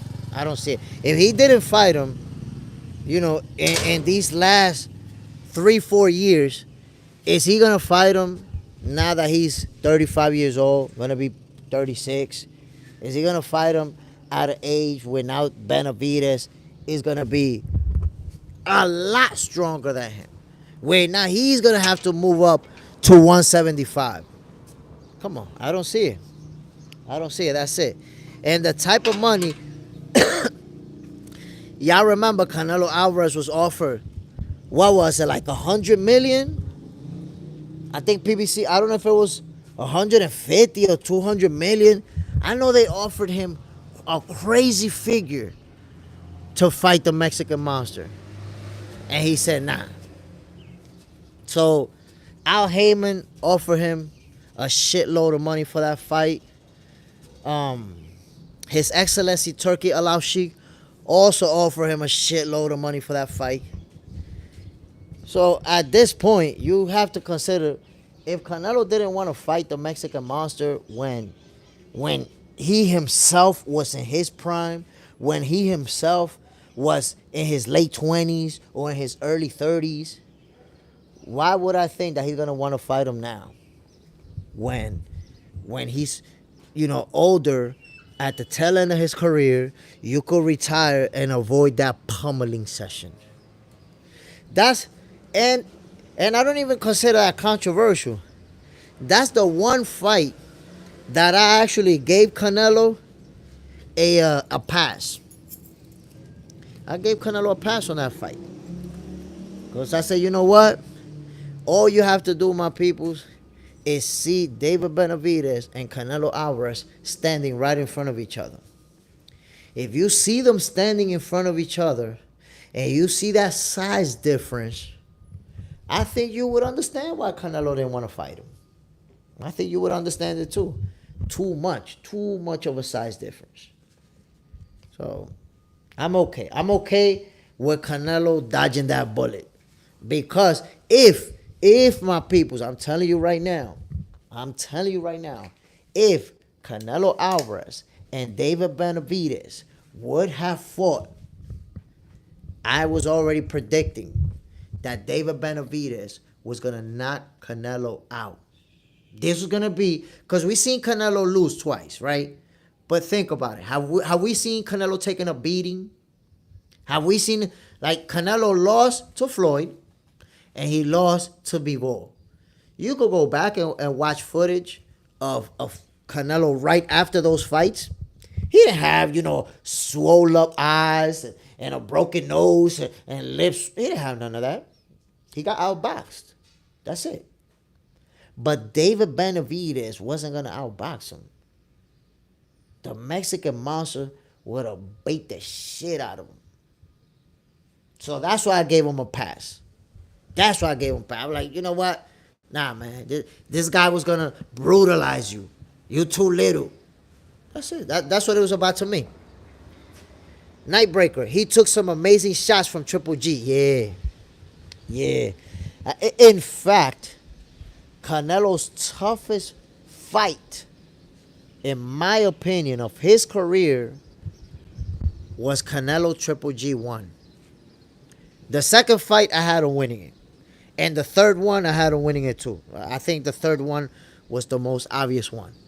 But the first fight in that trilogy, to me, that was the best one. Yo, Canelo ate some bombs. Some bombs, bro. Ernest Morales. Fighters can't deal with the combination of Bud's power and speed. Who can replicate Bud? Jerome Boost Ennis can replicate. It's not going to be, with 100% accuracy, right? But, Dante Comedy, are you going to kick me out? I never kicked you out, bro. What are you talking about? Oh, Dante Comedy.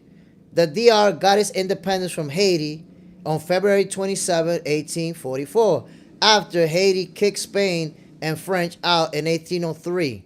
Those back deniers wanted to distance themselves from Haitians. You started about history. So I'll respond to that. What you're saying is actually not accurate, because Dominican Republic claimed our independence from Spain a year before Haiti invaded us. As a historian, you should know that. So stop with the historical inaccuracies. Haiti did not free the Dominican Republic. Haiti actually enslaved us when they took over and did what they did for 22 years. Occupied our island for a whole 22 years, took our land, took our businesses, took even our women, killed a lot of people. But it seems like that part of history, you kind of like to leave it out. You're a historian. I'm ashamed of it. But like I was saying, my peoples, when it comes to this weekend, we've already made our predictions. We've already said who was going to win. We've already predicted knockouts. We've already predicted stoppages. We predicted what fights are going the distance. I'm going to tell you right now, Shakur Stevenson is going to put on the type of performance that everyone is going to eat their words. The folks that you see how everybody been talking about, because Shakur, he runs too much and he put me to sleep and he's boring, and we got a bunch of predictions that Zepeda is going to beat Shakur. We even got some predictions. I got them on tape that Zepeda is going to knock Shakur out. Guess what, my peoples? We got your predictions on tape of who's gonna knock who out and who's gonna do what.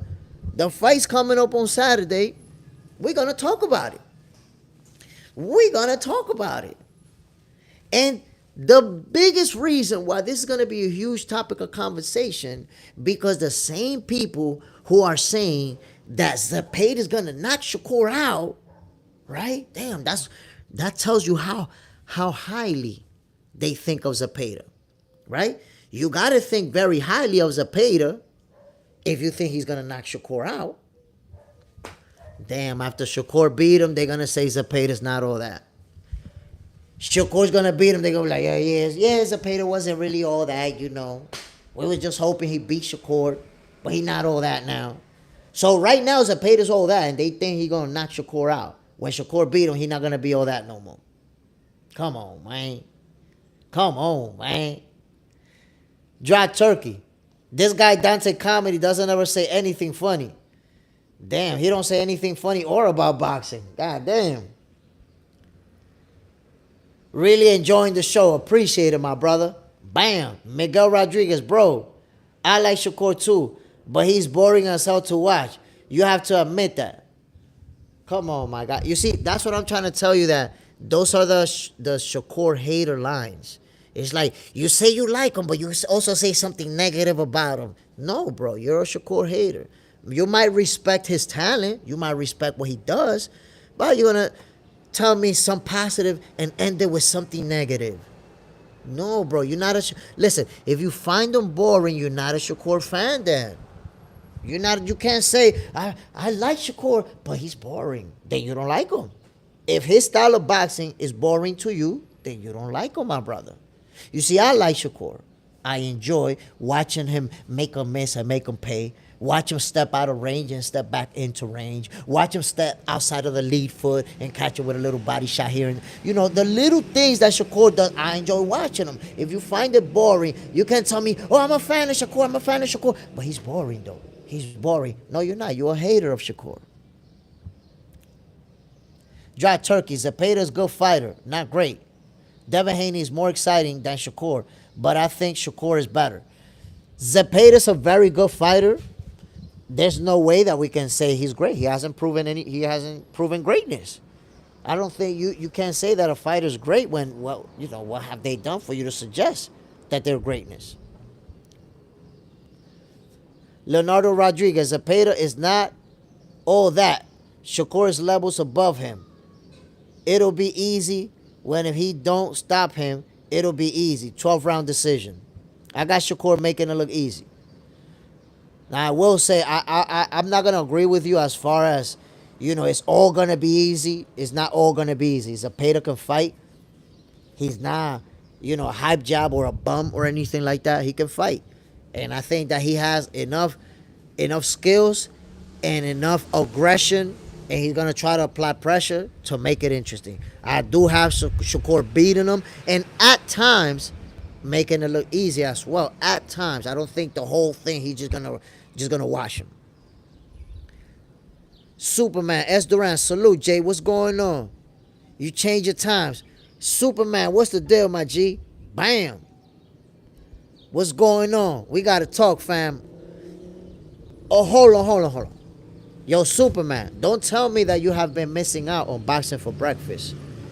Please tell me you haven't been missing out on Boxing for Breakfast. Because if you don't know, Boxing for Breakfast is on Mondays through Fridays, starting at 6 in the morning.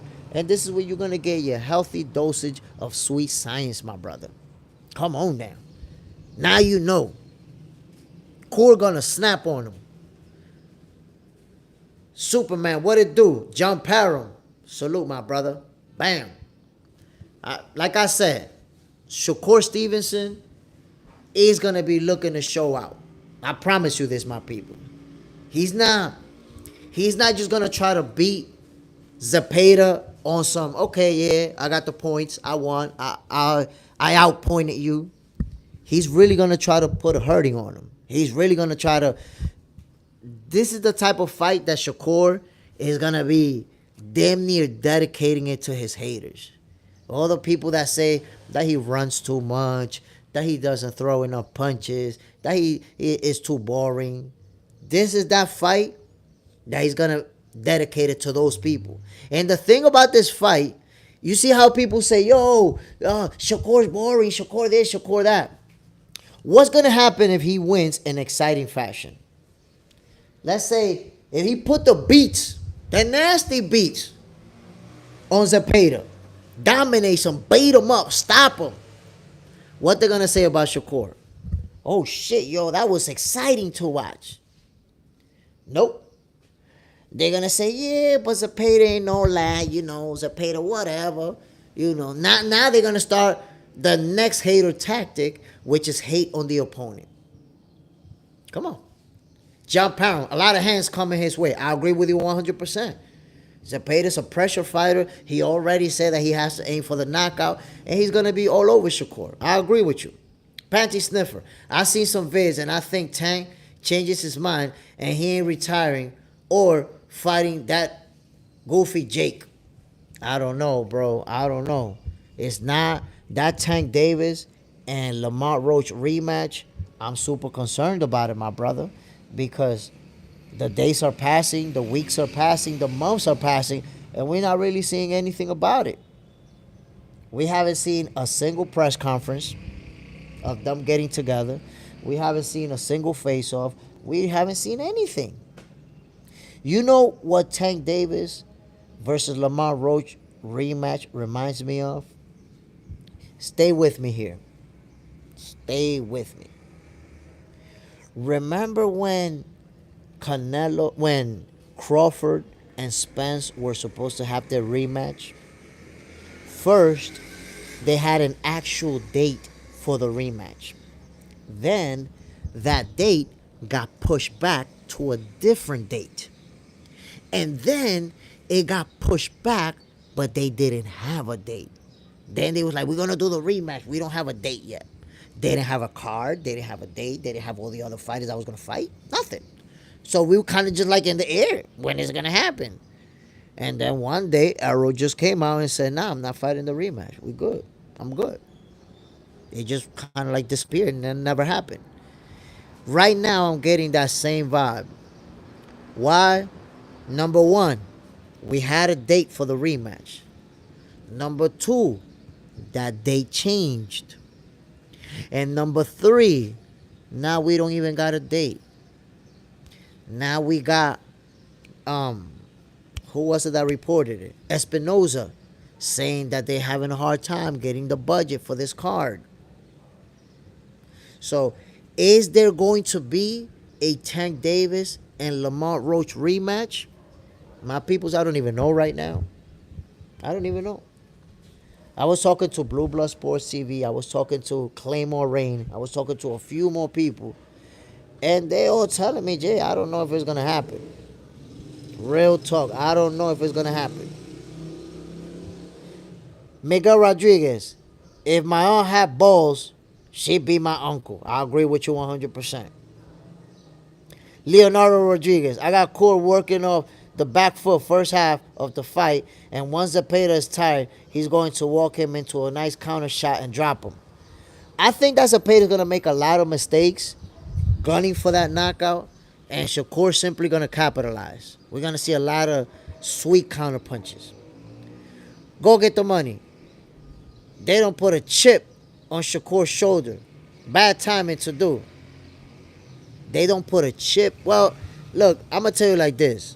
That chip on his shoulder, William Zepeda is going to pay for that. Unfortunately, he's going to be the recipient of a beating due to all that bullshit talking. Dry Turkey. David Benavidez has crossed over to Turkey, now fighting in Saudi against Yard. Does PBC and Amazon have issues? Listen, my brother, I've been hearing that Turkey is gonna take over PBC. If he does take over for PBC, he's gonna yank him away from Amazon Prime. What I think, and I'm not sure, is that the deal that PBC did with Amazon Prime is in shambles. And sometimes, man, that's why people call me Jay Stradamus. Jay Stradamus.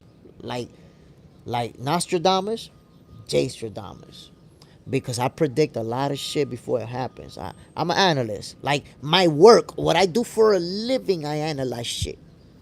And I can tell you, and I told people, this deal with Amazon Prime is not as good as they trying to paint it for y'all. It's not as good of a deal as a lot of people thought. Do y'all remember when PBC when they first announced that PBC signed with Amazon Prime? Do y'all remember that, my peoples? How that was like made to be like such a big deal. Like, oh my God, Amazon. Now this is gonna be huge. And even some fighters posting that Amazon is gonna make them bigger than ever. And I did not see that. I saw it the other way around. I saw that as a horrible deal. Because I said, wait a minute. If they go to Amazon Prime, who the hell are they going to fight over there? That's not a platform that is known for boxing. That's not a platform that is known for anything related to pay-per-view boxing events. So Amazon is a very popular platform all over the globe. But I don't go to Amazon to watch boxing. Most people don't. Amazon is not your boxing go-to, right? Leonardo Rodriguez, the only thing Amazon gave PBC was a platform. PBC failed promoting. That's a good take. So here's the thing. People didn't realize that what Amazon gave PBC was a distribution deal. So Leonardo Rodriguez kind of off of what you're talking about. Amazon Prime, they didn't give them upfront money like Showtime did. They didn't invest in boxing like Showtime did. What a lot of boxing fans didn't understand is that what Amazon Prime basically did is say, here's our platform and you can use it to stream your fights. And we're gonna make this much. We're gonna take this cut and you can use our platform. That was it. If you go to Amazon Prime, you don't see them advertising PBC. Amazon doesn't advertise PBC. Why? Because again, what PBC has with Amazon is a distribution deal. It's not the same type of deal they have with Showtime. And because of that, I think that the PBC found themselves in a situation where if you look around, most of their fighters are inactive. Look at the inactivity. Not just the inactivity, you can't even imagine how many fighters left PBC. The moment they went to Amazon Prime, fighters saw that they were inactive, they started leaving. Matter of fact, Subriel Matias was a PBC fighter. Michel Rodriguez was a PBC fighter. Pitbull Cruz was a PBC fighter. A lot of fighters, my people, left the PBC because they saw it coming. They were like, yo, what the hell are we going to do on Amazon Prime? You see, you're good on Amazon Prime if you're already a big star. If you're already a big star, you're still going to make money no matter where they take you. But who PBC got right now? Who are the big stars of the PBC right now? John Parham, we need Showtime and HBO boxing back. I wish, man. I wish. I super wish. You know what's funny? That somebody hit me up and told me, yo, Jay, send a proposal to HBO, man. Have them give you a show, a boxing show, so you could bring it back to HBO. I was like, you never know. But HBO and Showtime boxing was, you know, some of the most amazing boxing that we've seen for a lot of different reasons. Just the quality of the production, the quality of the matchups that they were putting together. It was just a beautiful thing to see. Which, by the way, you see how I tell you guys that I'm Jay Stradamus because I make a lot of predictions and they happen. So I see PBC going downhill with Amazon Prime. Why? Because they don't have anybody else on there to match up with. So what are they doing? Only fighting in house. Only fighting in house. That's the death of a promotional company right there. You can only hold that line of fighting in house when you have a very big roster and a lot of stars. PBC was successful doing that at the welterweight division, the in-house stuff, when Crawford and Spence and all that stuff, because they had all of the best guys at the welterweight division. So you keep them in-house fighting each other. But now you take the whole label to Amazon Prime. Who are all these people going to fight? Yo, the PBC, I think this entire year, we're already 6 months in.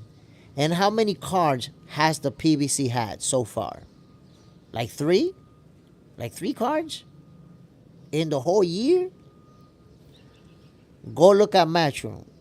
How many cards they have? Matchroom got a card every week. Every week. Sometimes 2 cards a week. So, and look at Top Rank. Card almost every week. So, the PBC right now, I know that their fighters, the majority of them, are disgruntled. They not fighting nobody. And if you're not fighting, you're not making any money. Let me give you an example. Alberto Puello fought and beat Gary Antoine Russell, right? After that fight, Gary Antoine Russell fought El Rayo Valenzuela. He beat Rayo Valenzuela, right?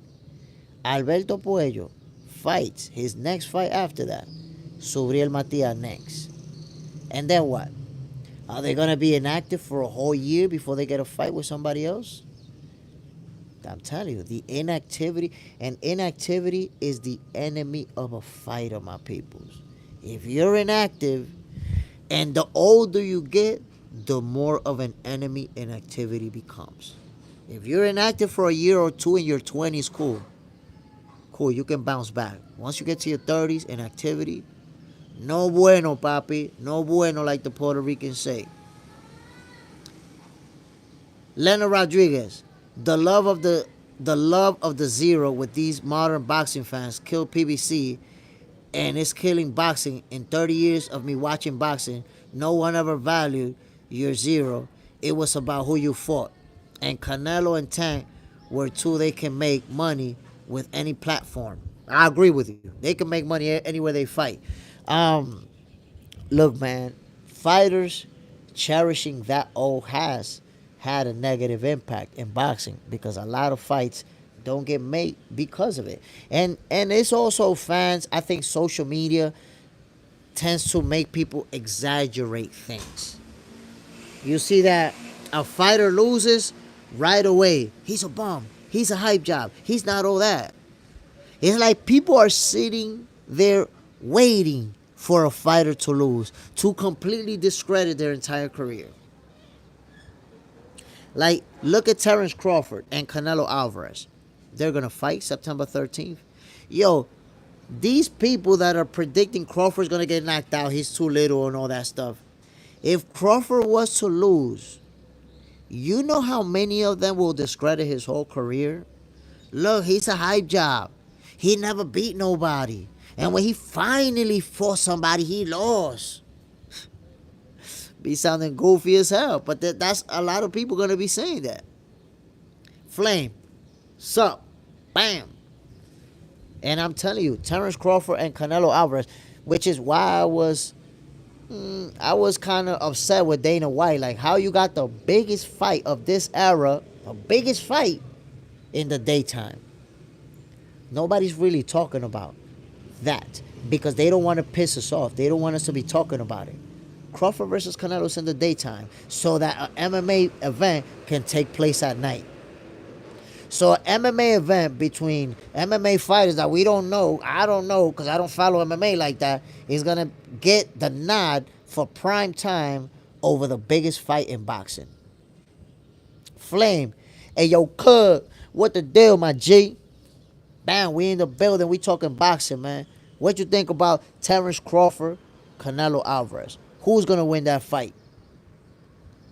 Leonardo Rodriguez, his career is solidified. Of course, my brother. Listen, right now, if Terence Crawford retired right now without fighting Canelo, he's a first ballot Hall of Famer. Canelo, if he retires right now without fighting Crawford, he's a first ballot Hall of Famer. So we got two Hall of Famers, two pound for pound fighters, two multi-division undisputed champions, two of the most accomplished fighters of this era, one face of boxing. This fight is huge. How do you put this fight on in the daytime?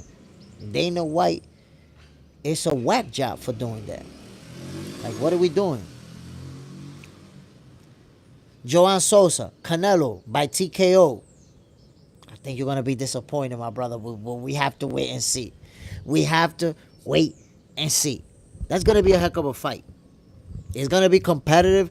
I tell everybody, I've been saying it. I got Terence Crawford winning by unanimous decision, but I want to make it clear. I don't got him washing Canelo. I don't got him beating him up and making it look easy. I do feel like towards the end of the fight, Crawford might actually make it look easy. I feel like that's a possibility because he has the height, he has the reach. I feel like he's going to be able to keep Canelo outside of that range, and that's how I see him winning it. That's how I see it. Matter of fact, I should give you guys, look, I'm going to give you guys a demo. I'm going to show you right now on Boxing for Breakfast how Terence Crawford is going to beat Canelo. So if you want to see it, stay tuned in. And hit the like button, my people. God damn, 22 likes in 2 hours? Man, y'all be killing me.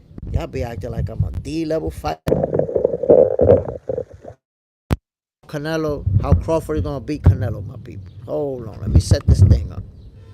Y'all going to see how it's going down. Leonardo, honestly, didn't want this fight. I wanted Bub versus Jermell and Canelo versus Bivol too. These are more entertaining fight. To me, this one is not just more entertaining, but it's a bigger fight. And I'm going to tell you why. It has a bigger storyline and a better storyline than the ones that you mentioned. Why? Number one, Canelo versus Bivol 2. We already saw Bivol beat Canelo thoroughly. He dominated Canelo. That wasn't a close fight. Canelo never looked like he was even on the verge of winning. So I envision that fight, that rematch, playing out exactly like the first one, where Bivol easily using his height, his reach, his punch output to dominate Canelo. So I don't find that fight interesting. That's my opinion, right? And then Bud versus Jermell, I think that's a good fight. That's a good fight. But Canelo's a much bigger name than Jermell. And Canelo already beat Jermell. So why is Crawford going to fight the guy who already lost to Canelo when he's trying to fight Canelo? So I think not only because of the points that I mentioned, but you have to take into consideration Terence Crawford and Canelo Alvarez are two of the most accomplished fighters of this generation. We have two of the very best. Two guys who both been number one on the pound for pound list. It just doesn't get any bigger than that. It doesn't get bigger. My people, but look, let me show you how Crawford is going to beat Canelo. I want you to see it. I want you to visualize it. And I'm also putting it on video so that when it happens, I'll be like, you see, I told you. I try to tell you. Go get the money. You got to beat the guy that beat the guy. You got to beat the man. Joan Sosa, Canelo knows how to fight taller fighters with long reach. I can see him win within 9 rounds. You're right. He's fought a lot of fighters with that reach. But I'm going to remind you that Erislandis Lara gave him a lot of problems. So did the guy who obviously beat him, Dimitri Bivol. So it's not just height and reach. Yes, he beat a lot of guys with height and reach. But everybody who's tall doesn't have footwork. That's where Canelo has presented problems. With tall guys who got footwork. We saw William Score. William Score took him the distance. At no point did Canelo hurt him or did he look like he was about to knock him out. Went the distance. Why? Because Canelo doesn't have the footwork to keep up with you. So he won in a boring fight. That's why, my brother. But This is how I see the fight playing out. Crawford is using that long ass reach on him. Bang, bang. My peoples, when Crawford throw that jab, the end of that jab is outside of Canelo's punching range. Right there, Canelo can't touch him. Canelo has to go inside that jab. So you're going to see Canelo trying to get on the inside. He got no choice. That's the only way for him to put together an attack. So Crawford is going to do, look. Crawford is going to do an amazing job, my people, of this. Bam, bam. Bam. Bam, bam.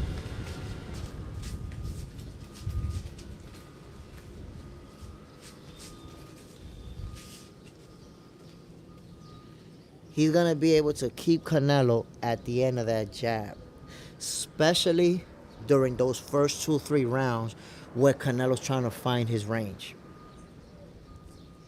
Once Canelo does find that range and start getting on the inside, because it's going to happen, you're going to see the counter punching from Crawford. Remember when Crawford did this to Errol Spence? When he did this? Boom! And dropped him with a counter uppercut.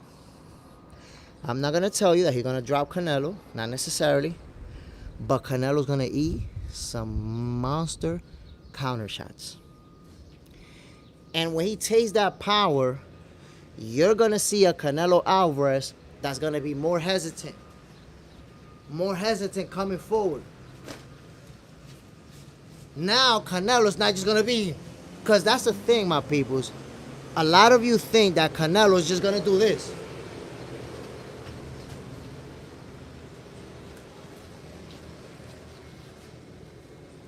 No. When you get hit with big shots, it's easy to go gun shy. It's easy to not let your hands go the same way, because now you're trying to protect yourself from what's coming, right? And I think that Canelo's not going to have the high punch output that people think. Dante Comedy, all countries in Latin America, I'm done with that talk, bro. I already educated you. I already told you who freed themselves from who. And as a historian, you should know that. So we done with this combo. You're good, bro. Just let it go already. Go get the money. AJ Smith, don't give the game plan away. You know your platform getting big. Dry Turkey, Canelo coming in with the high guard and going to bust. That's the thing, Dry Turkey. When Canelo does this and try to get in, Crawford gonna be picking them apart. Bang, bang, bang, bang, bang, bang, bang, bang, bang. Yo, Crawford's gonna be landing all types of punches from places where Canelo can't even reach him. You're about to find out how significant reach advantage is when you're fighting an elite level fighter who has that reach advantage. Because you don't realize William Skull's reach advantage is not the same as Terence Crawford reach advantage. William Skull is not out there to pummel you. He out there to survive. He out there trying to make it. So that's what you got to understand, my peoples. That reach advantage that people are disregarding and hoping, nah, you're going to find out. We're going to find out. Dante Comedy, stop with the conspiracies. Stop with the conspiracies. You're exposing your hate. I don't know why you hate us Dominicans. I don't know if you hate us because we freed ourselves. I don't know if you hate us because after we freed ourselves, our country developed, thrived, blew up, while the other side is a jungle that got taken over by gangs, that gangs are running it, and we're one of the biggest tourist attractions in the Caribbean. We were able to come up from the ashes, and you see what happened over there. That don't got nothing to do with me, bro. You don't got to hate Dominicans. You don't got to hate me. They tried to take over our country. We kicked them out. That's it. That's all that happened. Hash bash. Canelo doesn't have to have a high punch output. All he got to do is make his punch count. David, if he plays inside game, Canelo will catch him with the uppercut.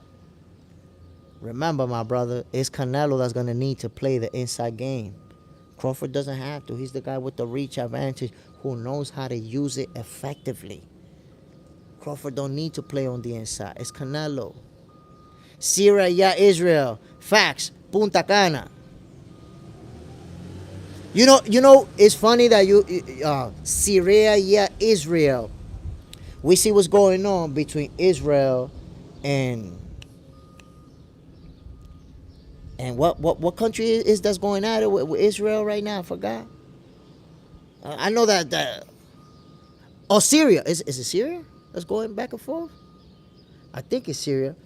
I can't remember, right? But right now there's a conflict. They're going to war. There's two countries over there. Oh, Palestine. Yes, Palestine. My bad. So you see what's going on, Israel and Palestine, right? And from a world view, from the outside looking in, it's easy to make opinions. It's easy to say, oh, this country should do this and that country should do that. But you don't know the perspective of the people that live there. You don't know what they living, what they dealing with. And in both sides, you're going to have people that have a certain perspective because of what they're living. And it made me think the similarities between Haiti and Dominican Republic. Look at that over there and look at this over here. It's very similar. Those are two countries that are having conflict and historically have had a lot of conflicts.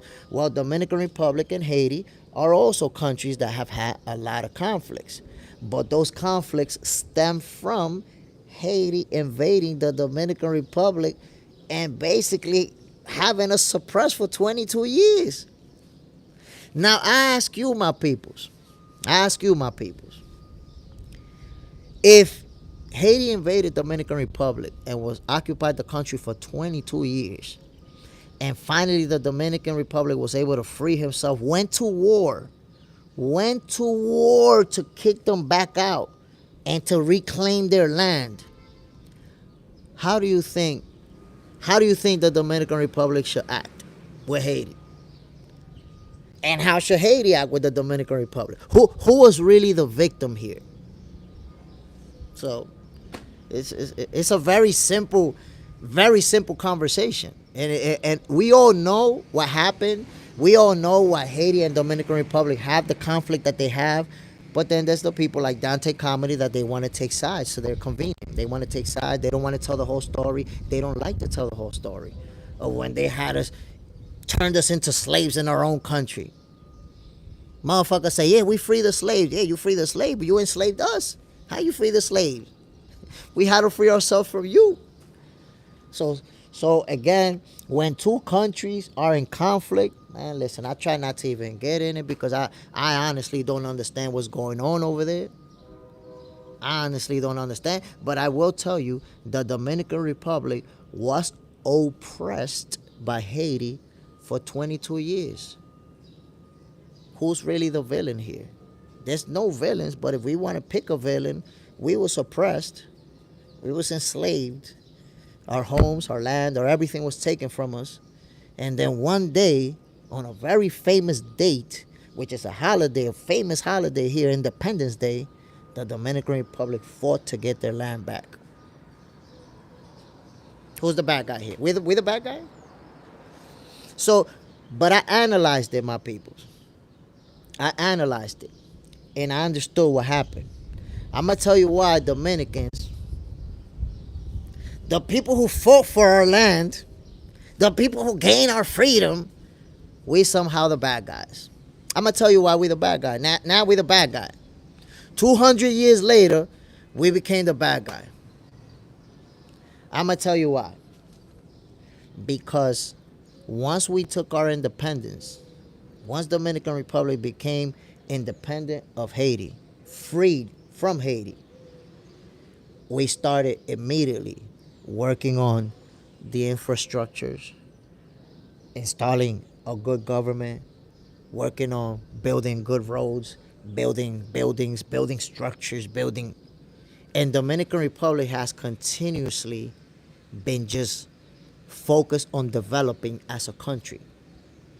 So if you come to Dominican Republic right now, you see a lot of very advanced things.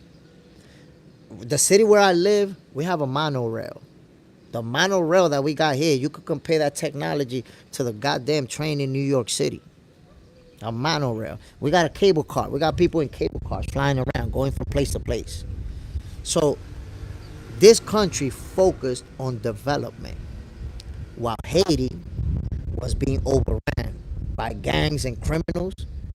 So today, while Dominican Republic is up here in tourism and in everything else, Haiti is down here. You can't even go over there without getting kidnapped. We can't go over there. Haitians come to Dominican Republic daily, thousands. We can't go over there. I go to Haiti, I get kidnapped. I get kidnapped right now. Dominicans, we in danger over it. We can't go over there, right? So think about it. Who's the bad guy? We're the bad guy because our country flourished and they let their country literally go to shit. That makes us the bad. So that's why people see us as the bad guy, because we pulled our country up from the ashes and they let this drop. And now, what happens now? They want to take from us. They want from us. They want us to give. Meanwhile, other countries are saying, well, Dominican Republic, you should take care of Haiti. But then when Haitians go to their country, they deport them. See? So world views are crazy sometimes, my peoples.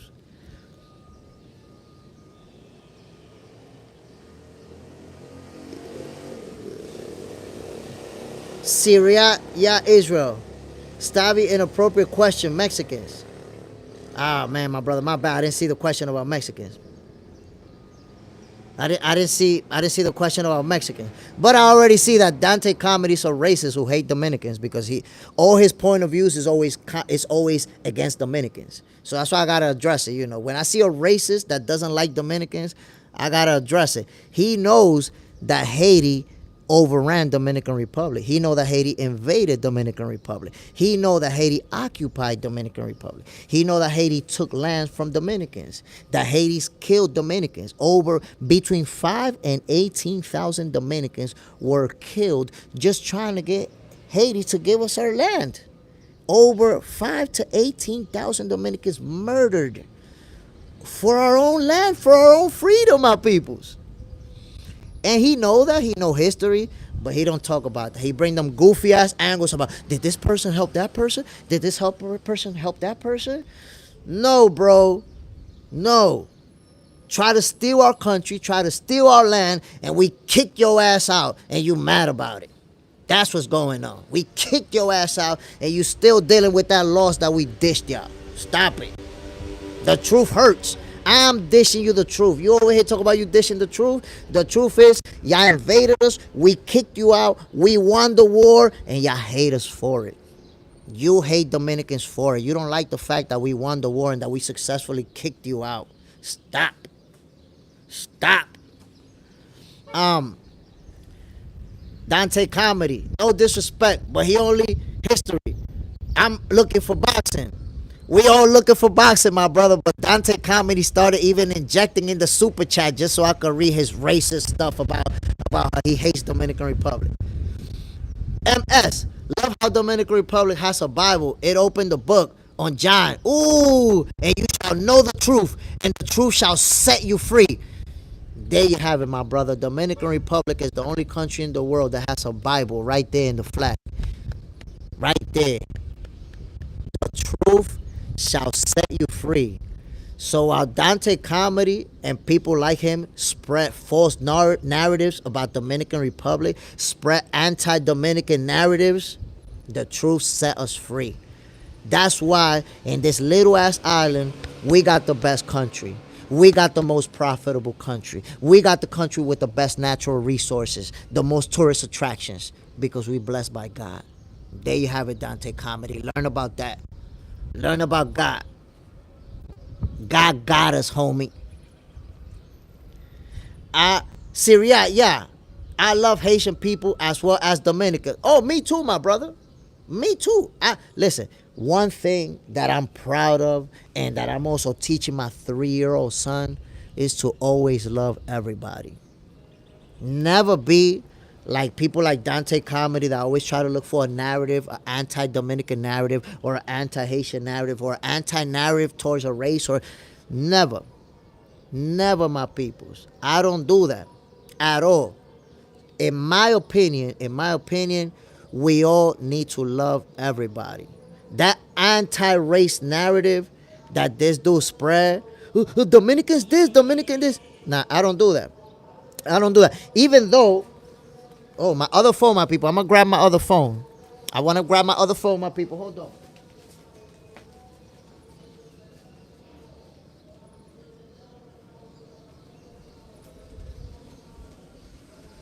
I'm back, ladies and gentlemen. So look, my peoples. What I like about history is that there's historical facts and there's people that want to hijack history to sell their narrative, right? So I would like you guys' opinion, not Dante Comedy, the racist. I don't want his opinion. I want you guys' opinion on what I'm about to show you that is historical facts, right? Look, if you Google it, right?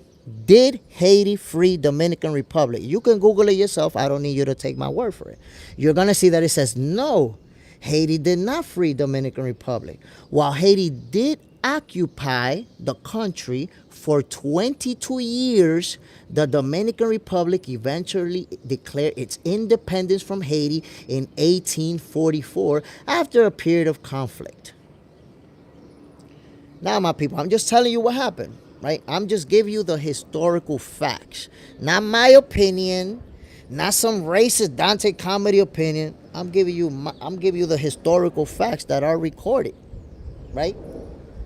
Yo, the Haitian president with the military came into slavery, came into the Dominican Republic with the military, came into the Dominican Republic, took land from people, took property from people, and took over. Haitian rule was installed in the Dominican Republic. Now here's what people like people who hate Dominicans like Dante will never tell you. That I want you to think about this, my people. Yo, the suppression of culture. The Haitian administration tried to suppress Dominicans' traditions and language, fueling discontent. Bro, when Haiti occupied the Dominican Republic, if you was a Dominican in the street and they saw you talking in Spanish, they might beat the shit out of you or they might kill you right there just for talking Spanish. You was not allowed to. We hear stories about our great-great-grandfathers that they speak Creole because they had to. If you spoke Spanish, you might get shot. You might get killed just for talking Spanish, bro. Dominican Republic for 22 years lived atrocities. You see the stories that you see in movies about military taking over, people getting raped, getting killed for no reason. You imagine, think about it, my peoples. We freed ourselves from Spain the year before, and the following year, Haiti invaded us. What do you think happened? Those Dominicans, you guys probably seen Dominicans that are light-skinned, that look white. Like my moms, if you see my moms, you would think that she's a white woman. If you saw my mom, you think she's white. I got family members that they look white. What do you think that the Haitian government did to those people who look white? When they were occupying the country and they were beating, killing, taking shit from people, what do you think they did to those Dominicans who look white? How you think they got treated? And you got this goofball over here with the anti-Dominican stuff. Come on, man, stop. Man, then he said, I'm not Haitian, though. I'm not Haitian. I love it when people try to make the argument and try to act like they're not part of the argument. He removes himself from the equation. He's not Haitian. He's not Dominican. He's just passionately arguing in their favor. What a goofball, babe. Embarrass himself. Dry turkey. Cano Crush, I honestly don't know. Trying to switch topic. Yeah, let's let him go already. Let's let him go. He already, with his racist sentiments, he already got cooked. Let's talk Berlanga Shiraz. Berlanga Shiraz. Damn, this dude really doing that. You did that yesterday, bro, and I already told you that I know that no notification is gonna come in the. You know what? I think that's Dante Comedy. I think that's Dante Comedy's corny ass. Let's talk Berlanga Shiraz. Because my people, I want y'all to think about this. When you have a YouTube channel and YouTube sends you a notification, they send it to your email. They'll send it to your Gmail. They'll send it to your Outlook. Whatever email you have recorded in there. Who can be so stupid and so low IQ to try to send you a notification via the chat?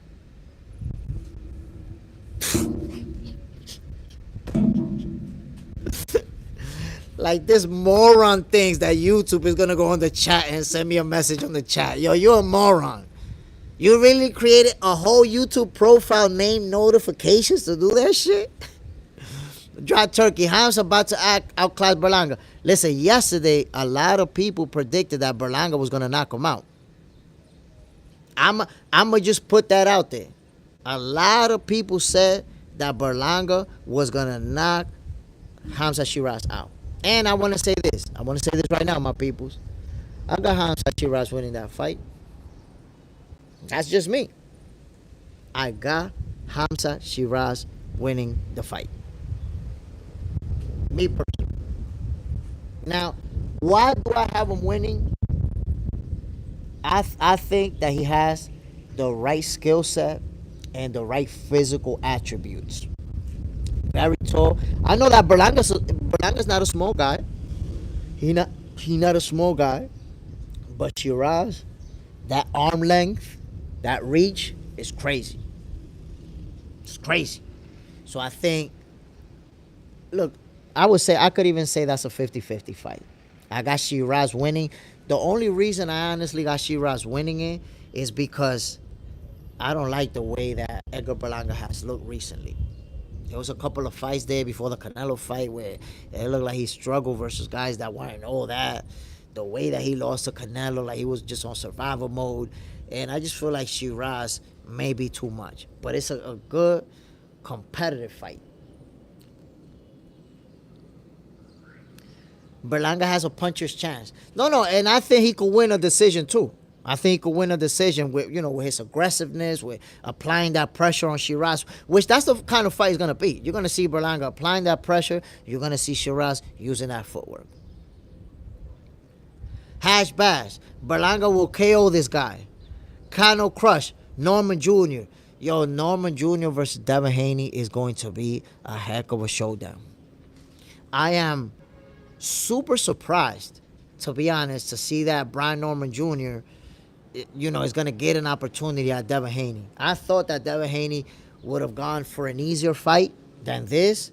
You're going to challenge the guy at the welterweight division, because to me now, Brian Norman Jr. is the man at the welterweight division. Once Jerome Boots Ennis says, I'm leaving, Brian is the man. Cano Crush, how do you got him winning?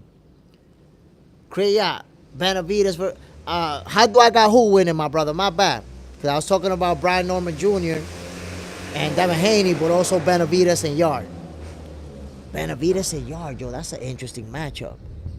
Yard got power. Power, serious power. And we've seen Benavides get dropped. Yard, look, I don't see Yard outboxing Benavides. I don't think he could win the boxing match. I don't think he can win on the cards. But I do believe he can land a shot that can change it all. Yard, he got power, man. Serious power. Scary power. Syria, yeah, Israel. Shakur versus Cepeda. I got Shakur. Got Shakur by unanimous decision. That's a good fight. I think Cepeda could make it interesting the first few rounds, but Shakur's not going to take long to figure him out and start doing what he does. Which, by the way, I told people, Shakur doesn't just want to beat Cepeda. He wants to whoop that ass. He wants to put a beating on him. All the talking about Shakur's boring. He runs too much. He this, he that. He wants to put the Swiss baits on Zepeda. Syria, yeah. Devin is a dog. That's 100% accurate, my brother. That's 100% accurate. Nobody in boxing ever questions or will ever question Devin Haney's heart. You saw the way that he kept getting up to Ryan Garcia. You know how many fighters would have got dropped that second time with that left hook and would have just stayed down and let the ref count 10? Like, fuck it, I'm not getting hit with that shit no more. And he just kept getting up, getting up, getting up. Devin is a warrior, for sure. MS, they made Rob Shiraz because Berlanga is the house fighter and they really trying hard to make him known in NYC. I don't know, my brother, because then I could tell you they made Rob Berlanga because Shiraz is His Excellency Turkey Al-Sheik's guy, and His Excellency want him to win. So both guys have somebody on their side. Dry Turkey, your muscles will fatigue, and Benavides will cut the water off in round 9. But like I said, my brother, Benavides is the better fighter out of the two. Yard has the power to change everything with one punch. If he lands with that shot in round number 2, Benavides could go to sleep, bro. Just gonna be a good fight. Syria, yeah. Abdullah Mason, is he ready? He's gonna get a title shot. He's gonna fight Leak. I forgot. I can't remember the guy's name, but he's gonna fight for the vacant title shot left behind by Keyshawn Davis. And I will tell you, Abdullah Mason is ready for his title shot. Very special fighter. He's going to go on to accomplish a lot of big things in the world of boxing. I promise you that. James Moore, we need to see Brian Norman and Gary Russell Jr. I mean, Gary Russell Jr., man, I don't know. He passed. I think Gary Russell Jr. Matter of fact, Gary Russell Jr. doesn't even fight at welterweight. I think he fights like at 135 or something like that. He don't fight at welterweight. Dry Turkey.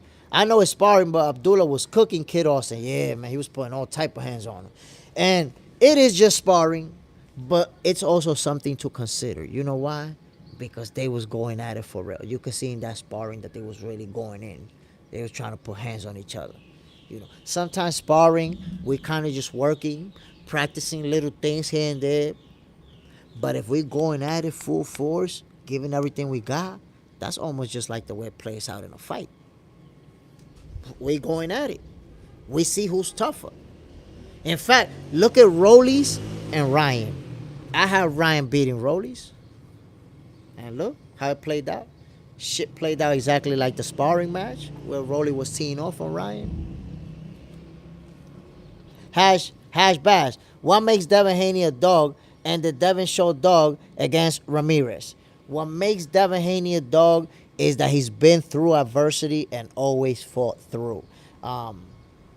Linares hurt him really bad. He pushed through. Ryan Garcia hurt him really bad. He pushed through. That's what makes him a dog. Superman, Sam Noki's correct. And Hash Bass, you're asking if he showed dog against Ramirez. You know, I hate to be the one to explain this to you, but you don't have to show dog in every fight. If you show dog in every fight, you're gonna be punch drunk by the time you're 30 years old. So it's dumb to think that you gotta show that you're a dog in every fight. Devin Haney has shown that he can be a dog when he needs to be. Siraya Jr. is incredible powerball. Rolly bang him. Heart, mindset, and skills. They all gotta be there. They all gotta be there, my brother. And I tell you what, when you say heart, mind, skills, that's a lot more real than what it sounds. Because if you never box, you don't really understand that. It's just like, those are just some nice words that sounds cool. But if you box, you understand that your body could be nice, but you got problems up here. You're going through some shit. It's hard for you to let your hands go the same way. It's hard for you to react, to counter, to do some of the things that you normally do if your mind is not right. Kano Crush, Rolly whack. Trust me. I mean, Rolly's became a world champion, man. How whack is he? Became a world champion, bro.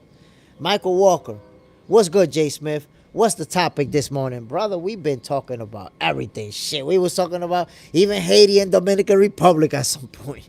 We're making some predictions Canelo Alvarez, Terence Crawford, Manny Pacquiao, Mario Barrios. We're making predictions about all of these fights that are coming up. Shakur Stevenson, Zepeda. Who you got winning, man? Who you got winning this weekend? Alberto Puello, Subriel Matias. That's going down this weekend. A lot of people saying that Subriel Matias is going to knock Puello out. Me personally, I'm rocking with Alberto Puello to win that fight. And my peoples, here's what I don't understand. Negao de Lapa. What's up, brother? What's the deal, my G? Here's what I don't understand. Why do we measure some fighters' resumes one way and other fighters' resume, we measure them in a different way? Why? Why we don't look at every fighter resume the same way? Like, I'll give you an example. Look at Tank Davis. Does Tank Davis got a great resume? Y'all tell me. Go ahead, chat. Y'all tell me. Does Tank Davis got a great resume in your opinion? And if anybody in the chat knows who are the reigning champions that Tank Davis beat in his whole career. Michael Walker says, absolutely. Cano Crush, Tank, nah. Syria, not against the very best. Okay, so Michael Walker, you say absolutely Tank Davis has a great resume. Can you tell me, within that great resume, who would you say are Tank Davis's two biggest wins of his career? Michael Walker, you say Tank Davis has a great resume. Who would you say are the biggest wins of Tank resume's career? Kano Kush, Tank never fought an elite fighter his size. I mean, I'm interested in seeing what Michael Walker got for us. I'm guessing that right now Michael Walker is Googling Tank Davis' resume and searching for dear life. Okay, so there we go. So, Michael Walker, you say that the two biggest wins in Tank Davis' resume are Garcia and Gamboa. Watch this. Gamboa has never won a world title in his career. Gamboa never won a world title. And Gamboa fought Tank for a vacant title when he was already in his mid-30s. Ryan Garcia has never won a world title either. So you're telling me that the biggest wins on a guy with a great resume is two fighters who never won a title? Does that sound like a great resume? I don't know, bro. I don't know, Michael Williams. I don't think you made a good argument, bro. The biggest wins in his resume are two guys who never won a title, but that makes his resume great? I don't know, bro. And then look at this. Look at this. I got the second one. Hashbash says the biggest wins in Tank's resume, Frank Martin and Leo Santa Cruz. Frank Martin, another fighter who never won a title. Leo Santa Cruz, a fighter who moved up to the 130 division, got a vacant title, and then got pummeled by Tank. Come on. He also beat Jesus Cuellar. Michael Walker, bro, you should be embarrassed, bro, to bring in a Jesus Cuellar. Like, who the hell is Jesus Cuellar? Like, have you ever heard anyone since you started following boxing ever tell you, yo, this guy Jesus Cuellar, he's it. He a great fighter. Have you ever heard that, bro? You're trying to say that Tank Davis is great because he beat guys that were never considered great, bro? Is that, come on. Come on. If you want to say that Tank Davis is great, you at least have to have a good argument, bro. You brought up Jesus Cuellar? That right there tells you. The fact that you even had the balls to bring him up. I didn't even remember the dude's name till you brought him up. You refreshed my recollection, bro. Superman. Gamboa was a dog, but not when he fought Tank. That, you know what's the funny thing? That they'll tell you Gamboa, right? Gamboa is a great fighter that Tank beat. And then the same people will tell you Gamboa ain't know that when Crawford beat him undefeated and in his prime. That's the funny shit about Tank Davis, fan, yo. When we talking about Crawford, Crawford ain't fighting nobody. Crawford ain't fighting nobody. Then when we talking about Tank, yo, he beat Gamboa. He beat Gamboa. So Gamboa was a somebody in his 30s when he was old as hell and lost to Tank. But he was a nobody when he was an undefeated young fighter and fought Crawford. Come on, my people. Come on, my people. Let's keep it 100. Endeavor. Tank is average boxer with power. Power just carried him. No, I can't agree with you with that, Owen. And I'm going to tell you why. If you look at Tank, his speed, his footwork, his angles, his punch placement, his body punching, Tank is an elite level boxer. He's not average. He's an elite level boxer with power who has cherry picked his entire career. He's elite. He's at the highest level, but they never risk taking a L. That's all. Michael Walker, he beat all competition. My brother, but if you're saying that Tank has a great resume because he beat all competition, then what you're saying that every undefeated fighter has a great resume? Is that what you're saying? And then you're saying that he been getting ducked. That's no good, my brother, because Shakur tried to fight him, he ducking Shakur. Teofimo tried to fight him, he ducking Teofimo. Devin Haney trying to fight him, he ducking Devin Haney. I'm just showing you, Michael Walker. You're saying that Tank has a great resume, and you can't even defend that. You're making bad argument. Oh, he has got a great resume because he beat everybody in front of him. Beating everybody in front of you don't mean you got a great resume, bro. You got to validate what makes your resume great. Look, hard hitter, Pedraza and Barrios. Let's get to that. Pedraza is the only reigning world champion that Tank Davis beat in his entire career. When I say the only one, I'm talking about in his weight class. Because you may recall, he moved down to 130 to beat little ass Leo Santa Cruz. He was at 135. He went down to fight him at 130. And then he moved up to Barrios, but that was a secondary title. So I'll show you. Pedraza, watch this. This is the guy that you're saying is Tank Davis' best win in his resume. That's why, my people, I keep my second phone with me so we can fact check each other. No better conversation than where you can fact check. So Pedraza, watch this. After Pedraza lost to Tank Davis, he lost to Vasyl Lomachenko, he lost to Jose Zepeda, he lost to Jose Ramirez, who beat Devin Haney, he lost to Arnold Barboza, he lost to Keyshawn Davis, and he lost. My peoples. Pedraza's a punching bag.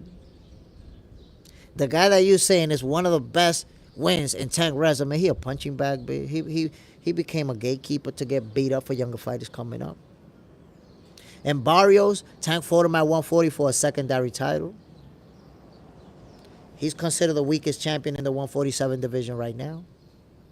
That's the best wins in his resume. And the resume is great. So you don't have to beat great fighters to have a great resume anymore. That's it. Y'all really lowering the bar of greatness, my people. Y'all lowering the greatness bar. It used to be to where you have to beat somebody that's considered great so you could be considered great. Now that's it.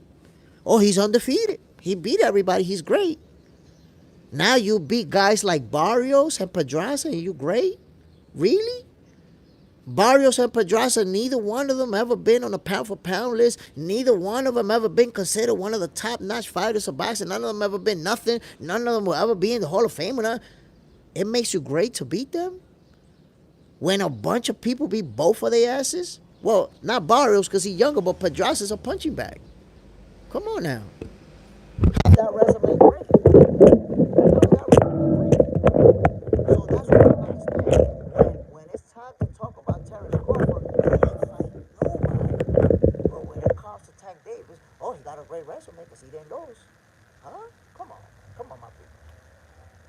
Loco, Mario Barrios, Pat Raza, two like hard hitter, says plus Gamboa could fight. Give him respect. My guy, Gamboa was washed up when Tank fought him. Washed. Completely washed. That's one. And Mario Barrios, I respect him. He's a champion right now. But, come on now. Is there anybody in this whole chat right now that believe Mario Barrios could beat Jerron Boost Ennis? Is there anyone in this chat right now who believe Mario Barrios could beat Brian Norman Jr.? Or is there anyone here right now who doesn't understand why Manny Pacquiao picked Mario Barrios? I'd be happy to explain it to you if you don't know. John Parham, can't take nothing away from that boy. Has serious talent. 100%. 100% talent. Tank is a generational talent. He just doesn't fight the best. That's all it is. He's a... That's why when people say, nah, I jump in right away. Because I'm not a hater, my people. I call it how it is. So I'm not going to sit here and tell you, nah, Tank is a hype job. No. He's an elite level fighter. He just doesn't fight the opponents that are at that level too. But the reason why you see Manny Pacquiao choosing Mario Barrios is because he's the weakest link, my guy. Let's not act like we don't know that. Michael Walker. Nah, no, if you asked a few years ago, you will get the different answers. Hard hitter. Barrios can beat anybody at 135. Man, what are you talking about? Barrios could beat anybody at 135. He's a welterweight. Why are you comparing Barrios to guys 2 divisions smaller than him? What are you doing? Compare him to other welterweights. Jerron Boost Ennis will beat his ass. Brian Norman Jr. will massacre Mario Barrios. Come on now. Come on now. Fixed sound. Oh, yeah. Let me see. Mario is the weakest link. My people, let me know if y'all can hear it. I'm going to change this goddamn microphone. Haney will pick him apart. You think he'll pick Brian Norman Jr. apart? I don't know, bro. I don't know. I'm going to tell you right now. Haney versus Brian Norman Jr., that's a very tough fight. I don't know if Devin Haney's going to be able to just outbox him for 12 rounds. I don't know, man. I don't know. Hard hitter. Tank moved up to fight a guy way bigger than him. Let me you see what you're saying, hard hitter, is true. He moved up to fight a guy bigger than him. But he also moved up to fight a secondary title holder when there was an undisputed champion in the division. So Josh Taylor had all the belts, and Tank Davis moved up to fight a guy who had a fake title. Let's be honest. Let's be honest about that. Hash Bash, I haven't heard you say anything about Tank Davis. What happened? It's like you love, every time we talking about Shakur, we get 500 hating comments from Hash Bash. When we talking to Tank Davis, my nigga be like this. Yo, what's Tank Davis Hall of Fame resume? My man be like this. As soon as Shakur come up, nah, yo, Shakur, you know, he should win, but, you know, he got the bad hands, and, you know, the ring size, like, why you only, like, that's how you know somebody is a certified hater. When they spend a lot of times talking about the people they hate, the fighters they hate, but they don't spend no time talking about the fighters that they supposedly support. My man's is a Tankomaniac, and you can hardly get him to say anything about Tank. GOS. My man Jay, saludo, hermano, hermanito mío. Bam, se le quiere de gratis. Mr. Riz, AJ Smith. Have you ever smoked a spliff? In my youth, my brother, I smoked a few. A few, my brother. I had my Cheech and Chong days. Hard hitter. Tank is really a 130 pounder. That's a lie, hard hitter. That's a lie that you manufacture so that you can justify his cherry picking, so that you can justify him clinging to a lower division to fight little fighters. Tank be walking around at 160 and 170 pounds. Tank big as hell. He a weight bully. Tank is a weight bully. You talking about Tank is really a 30-pounder? Look. I'm gonna show you, hard hitter, that you're far from accurate as far as saying Tank is a 130-pounder. Bro, I weigh 140. I weigh 140. Look.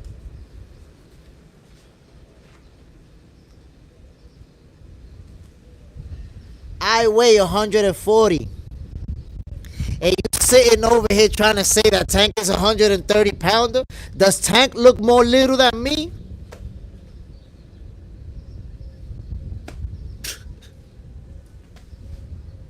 Does Tank look more little than me? What are you talking about? This guy really said Tank is really a 130. You know, he just... Man, you see, that's why y'all Tankomaniacs take it too far. Y'all take it too far. You're talking about what his opponent said. That's his opponent. Lamont Roach is his opponent. That's what you clinging on to. Meanwhile, do I need to... Look. Let me show you. The thing about me, hard hitter, is that I speak with facts. When you say Tank is too small, you're speaking as a Tankomaniac. You're giving your Tankomaniac logic to defend Tank Davis' honor no matter what. But Tankomaniac logic is always easy to debunk. Watch. Watch this. Watch this. Watch how easy it is to debunk you. It is too easy to debunk Tankomaniacs. Way too easy. Way too easy. I just have to show you him. That's it. I just have to show you Tank. I just have to show you Tank. Hard hitter, have you seen the images and the videos of Tank in between fights? This fool balloons up to 160 and 170, bro. If he was truly a 130-pounder, do you think he would balloon up to 160, 170? Hard hitter, let me show you that you don't even know what you're talking about and you just focus on defending Tank. Do you not realize that Tank lost his title in the 130 division the first time because he couldn't make weight? The reason Tank is at 135 is because he couldn't make 130 anymore. You see how I debunk you with facts? You're sitting here saying that Tank is really a 130-pounder and my man's had to leave the division because he couldn't make 130. Don't do it to yourself. Stop the Tankomania logic where y'all make up excuses to try to justify it because those are easy to debunk. Tank be walking around 150, 160. Walking around big as hell. He a weight bully. Tank is a weight bully. And to show you that Tank is a weight bully, to prove to you that Tank is a weight bully, look at all the fighters. How they slowly move up in weight. Look at Devin Haney. Look at Shakur. Look at Teofimo. They was all at 135. And in their late 20s, they're all 27, 28 years old. They're already fighting at 140, 147. Tank is older than all these dudes. He's 30 years old. And he's still clinging on to 135. Ugh. Yo, if you're a grown man, I'm a grown man. If you're a grown man, you know, as you get older, your body gets bigger. This nigga been clinging on to 135 since he was like 25 years old, B. Clinging on to 135 for dear life to fight the little guys down there. Move up. There to be great like the other fighters. Come on now. Y'all can't handle the facts. My boy clinging on to 135. And Tank Davis fans talk about, he's really a 130-pounder. Bro, that nigga couldn't even make 130 pounds. That's the reason why he had to leave. He lost a title on the scale. Do I got to remind you the facts? Come on, man. Hard hitter. You think because he was on discipline once and missed weight, he a weight bully? I'm not talking about being undisciplined. I'm talking about, do you not see the pictures? Are you blind? Do you not see how Tank get in between fights? If you was really a 130-pounder hard hitter, you wouldn't blow up to 160 between fights. But Tank Davis in training camp, he's able to shrink down, shrivel down to 135, and you believe that he's cool, that he's a 130 pounder. You wildin' out, bro. You wildin' out, bro. You gotta be more realistic with what's going on. Like, bro, hard hitter. You didn't do yourself justice by saying that Tank Davis is really a 130 pounder. You didn't do yourself no justice, man. You embarrassed the entire Tankomaniac crew. Sergio Ramos lost to Roach, and everyone's still thinking he won that fight. Oh no, he definitely lost that fight. He lost that fight to Roach, but he the bigger star, got the people in his favor. That shit was a Tank Davis promotion. Shit. Gamebred Pitbull Hall of Fame. Tank not in it to be great. He's in it to make money. I think he's ready to retire. I agree with you. Tank is not there to be great. He's there to make a lot of money. And he's doing it. He's doing a great job of it. He got the right fans, like Hard Hitter, who don't care about him being great. They just care about him knocking people out. And he can cherry pick. He has cherry picked his entire career. And Hard Hitter and the rest of his fan base, they're going to be down with it because they don't care about Tank fighting great fighters. They just care about him winning. That's it. That's what it's about. So the crazy thing about it is that if you talk to a Tank Davis fan, they'll tell you Crawford needs to fight Benavidez. Shakur needs to fight this person. And this person, everybody needs to fight the best, according to Tank Davis fans, except Tank Davis. He don't got to fight the best. How does that even make sense? I don't know. I see Tank Davis fans telling me, yo, Canelo needs to fight Benavidez. I'm like, word? Canelo needs to fight Benavidez? That big ass dude? Word? All right. Yo, why Tank Davis can't move up to 147 and fight Boots? Nah, yo, Boots is too big. So Boots is too big for Tank Davis, but Benavidez is not too big for Crawford. I find that interesting. I want everybody to fight the best, but y'all don't want Tank to fight the best. Y'all want everybody to fight bigger fighters, but y'all want Tank to fight at 130 with the little guys. He's really a 130 pounder. My goodness, this is bad, my people. Box Center is needed within boxing more than I thought. Y'all need Box Center badly so I can help you understand how it really works. Because we got way too many fans making the wrong arguments, asking the wrong questions. Got people asking me, you think Crawford could beat Benavidez? Yo, Benavidez is at 175. How the hell you telling me that Crawford is too small for 168, but he should go fight Benavidez at 175? Like, what are we doing here? What's going on? Come on. Hard hitter. If you can make the weight, fight. Well, Tank Davis showed us that he could make 140, but he ran out of the division without a single title defense to keep cherry-picking smaller opponent. Because Lamar Roach was cherry-picked from the 130 division. Always fighting smaller guys. Always bringing up guys from 130 division. Always fighting guys who never held a title. When y'all gonna open your eyes? When? Dry Turkey J. Smith. Tank did weigh in at 133.8 for the Roach fight. He made weight. But the fact that you can shrivel down yourself to make weight doesn't mean you ain't a weight bully. Tank 30 years old. 30 years old. I'm going to put it to you like this, my peoples. You in the chat, I want you to think about it. Think about, and everybody here is not the same age, but those of you who are 30 years old or older, I ask you, think about how much you weighed when you were in your 20s and how much you weighed when you were in your 30s. And it's going to be easy for you to see your progression, your growth. Your body gets bigger. It gets wider. You know how hard it is for Tank Davis to shrivel down to 135 pounds? You know how much this this dude gotta starve himself just so that he could keep fighting the little guys for the rest of his career, while Shakur, Devin, and all of them is moving up in weight, fighting at 140, now going to 147. All these guys are fighting big guns and moving up, and Terence will be great. Look at Crawford going all the way to 168 to fight Canelo, while Tank Davis clinging on to 135. Man, you in the chat, you tell me how old you was when you weigh 135 pounds, babe. Most of us weigh 135 pounds. Y'all weigh 135 pounds when you were like 16 years old, bro.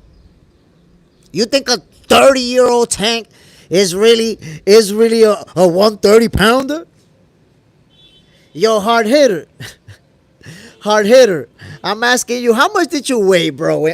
When you was 30 years old, how much did you weigh? That you really think Tank is a 130 pounder? The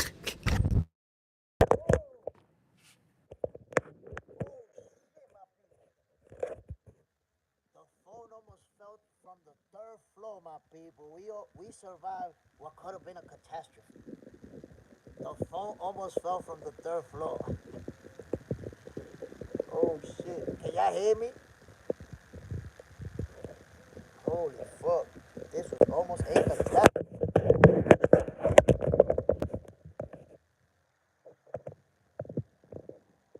John Parham, I was probably 12 at 135.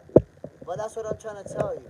You know how hard it is for a chubby kid to slim himself down to 135 pounds? Tank Davis been sucking himself down to 35 pounds so he could keep fighting the little dudes, while everybody else moving up as they should. Stop it. King Abija, peace. Tuning in from Toronto. Ooh, been getting that love from Canada. Salute, my brother. Appreciate you tuning in. So, again, my peoples, all we have to look is at who you beat. Who you beat and how old you are. How Tank Davis is 30 years old, being been in 5 years. 5 years, or is it a bit more than 5 years? Like 5, 6 years in that little ass division. My people, all you gotta do is look at other fighters who fought at 140, because Tank fought at 140, right? And he won a title, even though it was a fake title, a secondary title that comes with a Mickey Mouse belt. But he fought.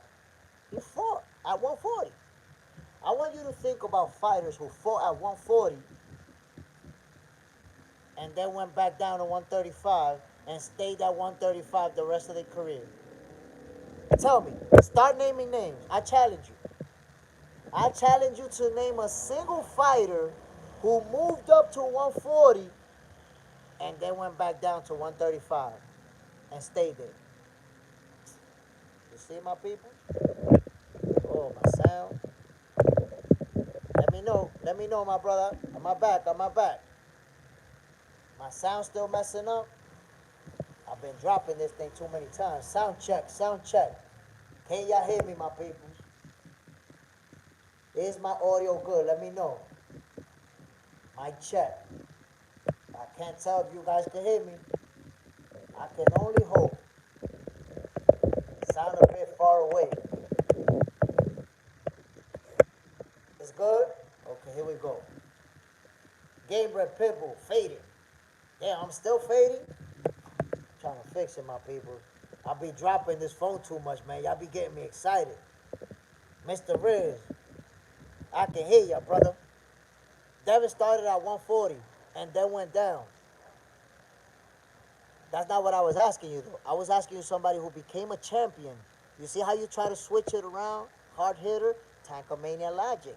Nobody asked you when they started. We asked you when they became champion and go back down. Tank Davis became a champion. According to you, he was a champion in the 140 division. Went back down to 135 and never fought again at 140.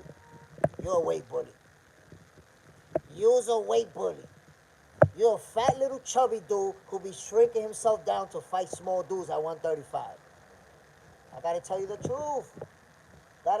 truth. Sergio Ramos. Everyone dick riding Tank. He ain't. What's up, cause he's scared of all the competition. He always talking about retirement. Now look, I I gotta tell you something, my brother. Tank Davis, look at that. In sixth grade, you weigh 135 pounds. Tank 30 years old right now, still talking about he fighting at 135. Come on, babe. Come on. And I'm gonna tell you something. Tank Davis has, I would say, one of the most loyal fan base in boxing. You know why? Because, and I respect that. I respect that 100%. If you see somebody, for example, like hard hitter, he's gonna defend Tank Davis no matter what. Look, he said earlier that Tank Davis is really a 130 pounder.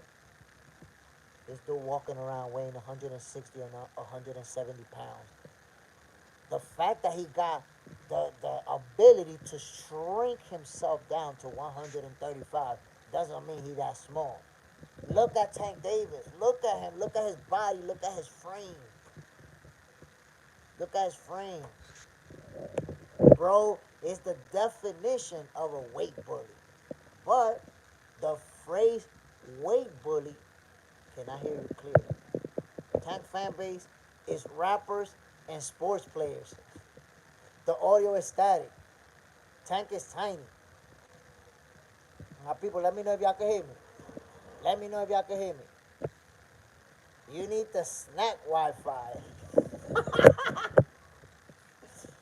Yo, you never know, man. Snack, they could hire me to do promotion, to do content for their ass.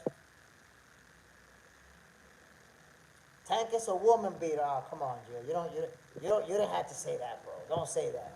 That's personal shit. And I understand that he was involved in controversy, personal stuff, but I don't like to do that. You know why? Because you never know. A lot of our favorite fighters have been involved in similar situations. So if we go that route, I always say I like to keep the same energy for everybody. So if we start pointing out that Tank David hit this girl, then we're gonna have to start looking around, and then we're gonna find some of your favorite fighters who did the same thing. So I don't I don't like to get into personal situations that are related to relationships. I really like to get into all that because look, those of us who are old enough know shit happens. I'm not gonna justify. I'm not saying that it's okay for you to touch a woman or anything like that. But all I'm saying is, if you've been in a relationship, if you've been in a long-term relationship, you know that a lot of things can happen, and you can deal with a lot of situations. And the last thing you want is other people injecting their opinion in what's happening between you and your couple. So I don't get into that. I know what happened. I seen the reports. I hope that he can be better off and that he doesn't find himself doing what he did to his ex. Syria, women just want money, Mr. Riz. So Syria, you're right. Women just want money, but I'm gonna tell you what's the problem with celebrities and money and women. And as a matter of fact, I'ma even clarify so y'all can see the whole Diddy situation for y'all. This is Box Center.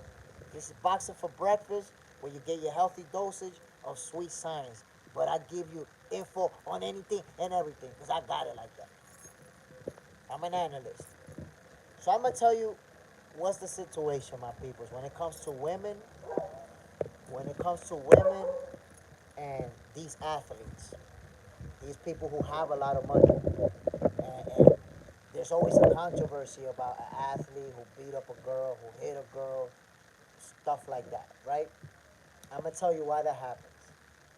A lot of times, these athletes, when they get a lot of money, to that point where they already bought the mansion, got the multiple cars in the yard, and all that stuff, they become, and that's not all of them, but success makes a lot of these people become super controlling. They want to control everybody that's in their circle, right? And that's why you see they have this entourage, which I usually call the entourage just a bunch of ass kissers and a bunch of leeches trying to live off of somebody's fame, trying to live off of somebody's talent, right? But this is what happens with athletes and women. Women, the gold diggers, it's usually the gold diggers, we know this, right? The gold diggers go into those circles trying to come up, trying to make the athlete buy her the car, trying to make the star buy her the house, give her some money, buy her the Birkin bag. So what happens? The athlete who got the money buys it for her, gives her whatever she wants. But guess what? Now you're gonna come with me. El sonido, let me know my peoples. I'm playing with the microphone over here, doing the best I can, trying to make sure you guys can hear me. Um, but what happens? Diddy, can't you see sometimes your oil is too slippy? So, and I feel bad to say this, but a lot of these men who got a lot of money, they start doing crazy things and start wanting to control women. Now you do this, you do that, you do this. And that's why we find problems because those women do what they say, and then the moment those women say, no, I'm not going to do what you say, they want to smack them up and beat them up and all that crazy stuff. Because they already got used to you got to do what I say. So it's about people, number one, not getting involved in those type of situations. And number two, women who's looking for money and you know they're going to try to use you for money, don't get with them. Because then you might get too mad and want to beat them up when you find out that they took you for your money. Go get the money. Jay Smith, when you think we should be getting the VADA testing from Canelo? We already saw that Crawford got tested by VADA, but this is a process that they do multiple times throughout the training camp. The fight is way in September, right? We're talking about 4 months. Within those 4 months, VADA could show up to Canelo or Crawford's doorstep 3, 4 times for testing. So I know that Crawford already got, they already tested him once. I don't know about Canelo. Not sure.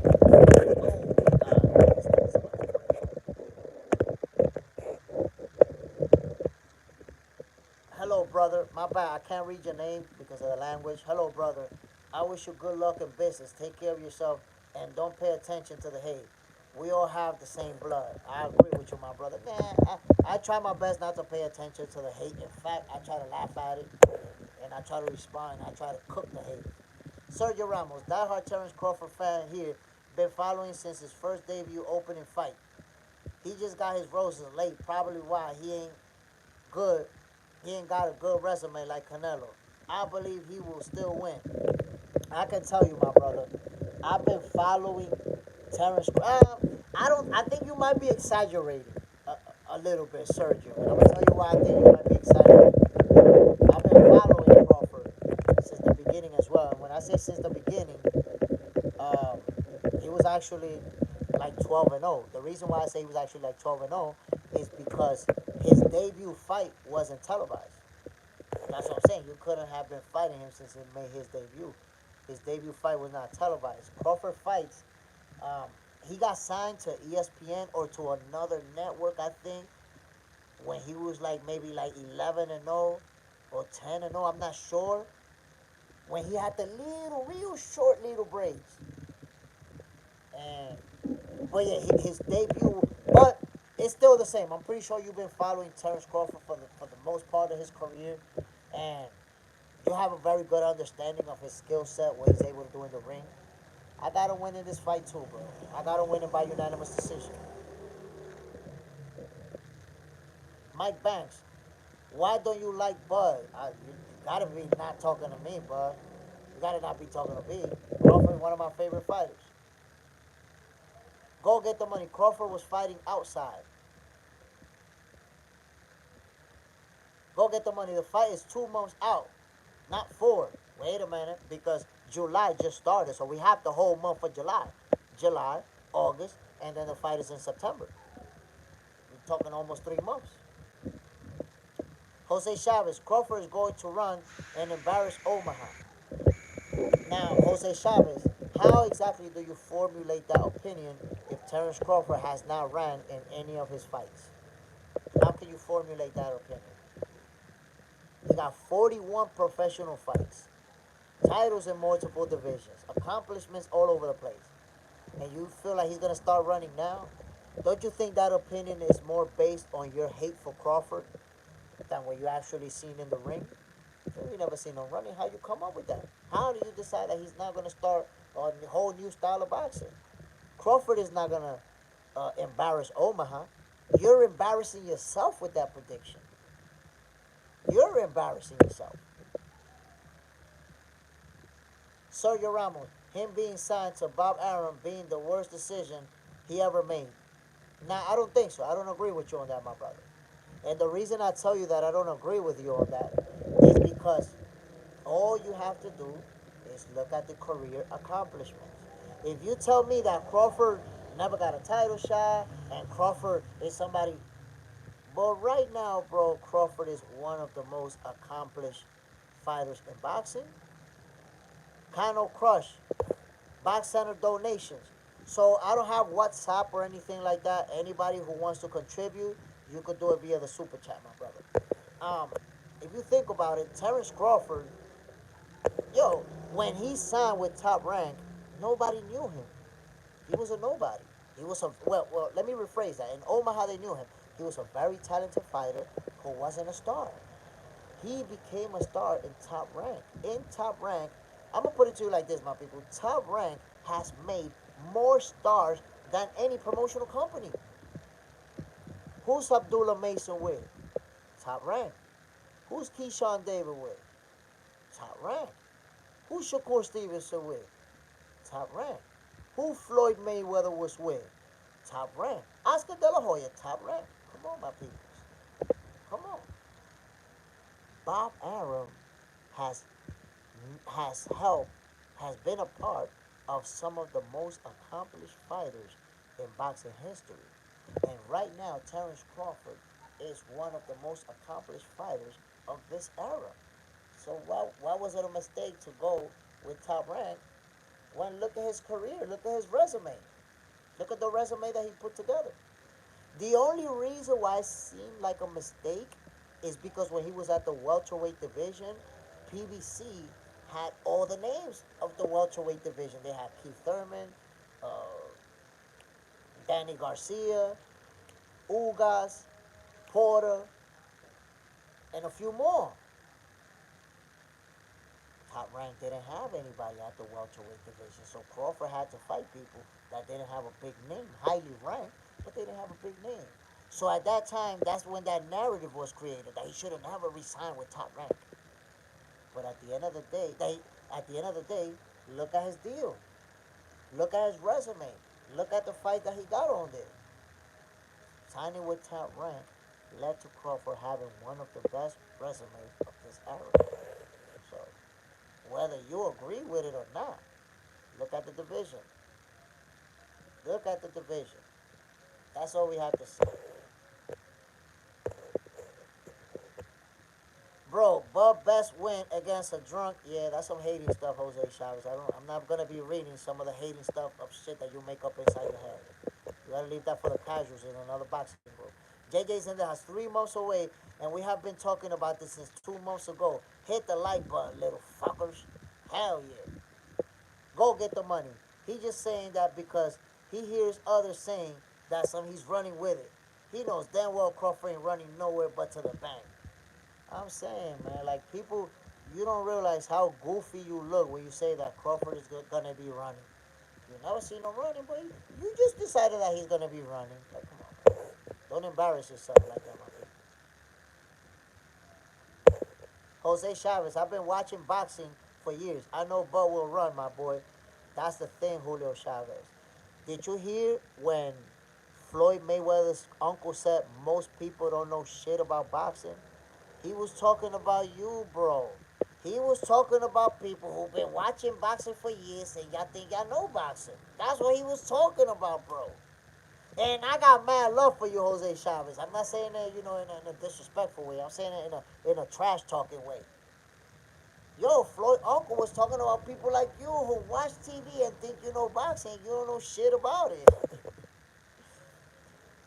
Ernest Morales, Crawford is not going to embarrass Omaha. He's going to embarrass Canelo. Facts. Go get the money. Jose, you ain't been watching him.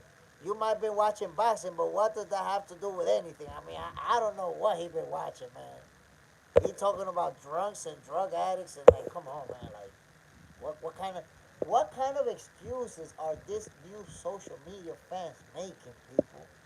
Like it used to be to where the battle fighter won and we accepted. Now we need to look for excuses to why the guy won and make stuff up. Look, he's talking about drunk and drug addicts. Like that's how far we gone downhill in boxing, bro. Yo, Jose Chavez, MMA. I hope fans like you go to MMA and destroy MMA and let us uplift boxing, man. Damn. Sergio Ramos, Crawford got all the fundamentals and skills. You see what the Prince of Turkey put on YouTube for the fight this weekend.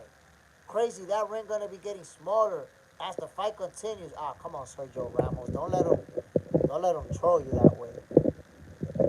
Don't let him troll you that way. And I'm the voice for telling the truth, for setting the record straight.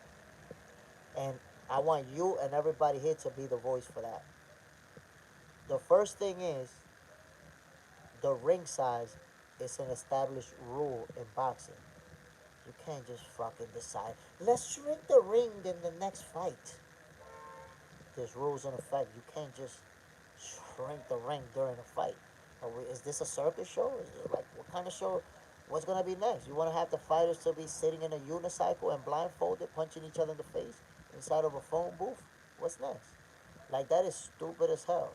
Like only people who don't know shit about boxing would think that it makes sense to have a shrinking ring during a fight because it's gonna be more fun. So to anybody that brings up a shrinking ring, just brush that shit off right there on the spot. Be the voice of reason. Be the voice of truth. And tell people a shrinking ring is stupid. It's never going to happen. The rules are never going to be changed. And fighters are not animals that we're going to force them to kill each other in the little ring. They're not animals. They're human beings practicing a sport. Like, that is so ridiculously stupid. So not only is it not gonna happen because it's stupid, but it's not gonna happen because nobody, no sanctioning body, is ever going to approve that.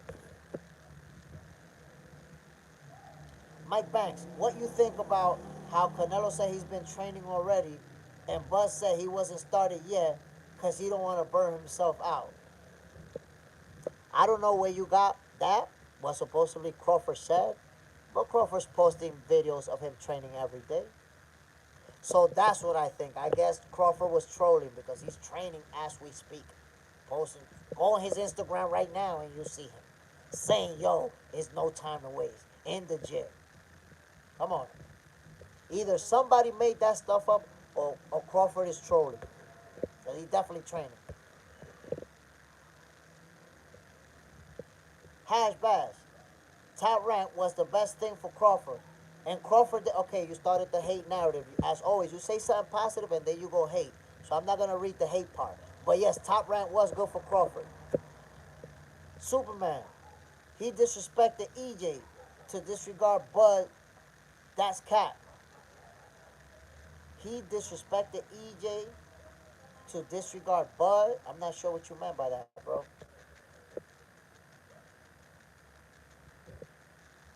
Jose Chavez, Crawford is the most boring and has no charisma.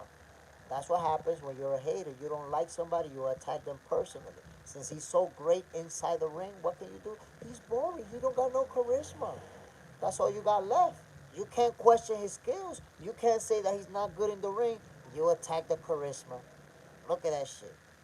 He don't got charisma. That shit sounds crazy, bro. That shit sounds crazy. You attacking charisma? Oh my god. Sergio Ramos, Crawford isn't running. People don't know boxing. It's hit, not get hit, my boy.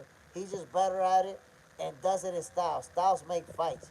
I mean, most of us been following Terence Crawford for a very long time, man. He's never ran in his career. Never been known to be a runner.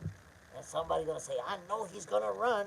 No, you don't know he's gonna run. You just don't know shit about boxing. Go get the money. Jose, who you like watching? JJ's in the house. Exactly, J. Smith. Percent, that's why I like this channel. John Parra, appreciate the 32. Appreciate it, my people. Go get the money. Boxing isn't a sport. There's nothing fun about it. No, it is a sport, and it is fun. I participated in boxing. It is fun. What it's not, it's a game. You don't play boxing. It's not a game. It's not a circus show. Like, think about, look how stupid people analyze. I want you to see how stupid people analyze shit. In basketball, imagine basketball fans saying, yo, we need a bigger rim. Because if we make a bigger rim, people are gonna make more shots. And they're gonna score 200 a game. You imagine how dumb that sounds? You imagine how stupid that sounds? Or imagine in baseball, if they say, yo, we need a bigger baseball bat. That way everybody can hit a home run. Everybody, a bigger baseball bat. That way everybody hit 100 home runs a season. Wouldn't that be stupid? Or what about in hockey? If they say, yo, we need a new rule where hockey players can pick up the hockey puck and throw it in the net. That way they can score 20 points in every hockey game. That's how stupid it sounds when people say, yo, we need a smaller ring so that they can fight like this. Only somebody who never laced on a pair of gloves and don't know shit about boxing would think that's okay.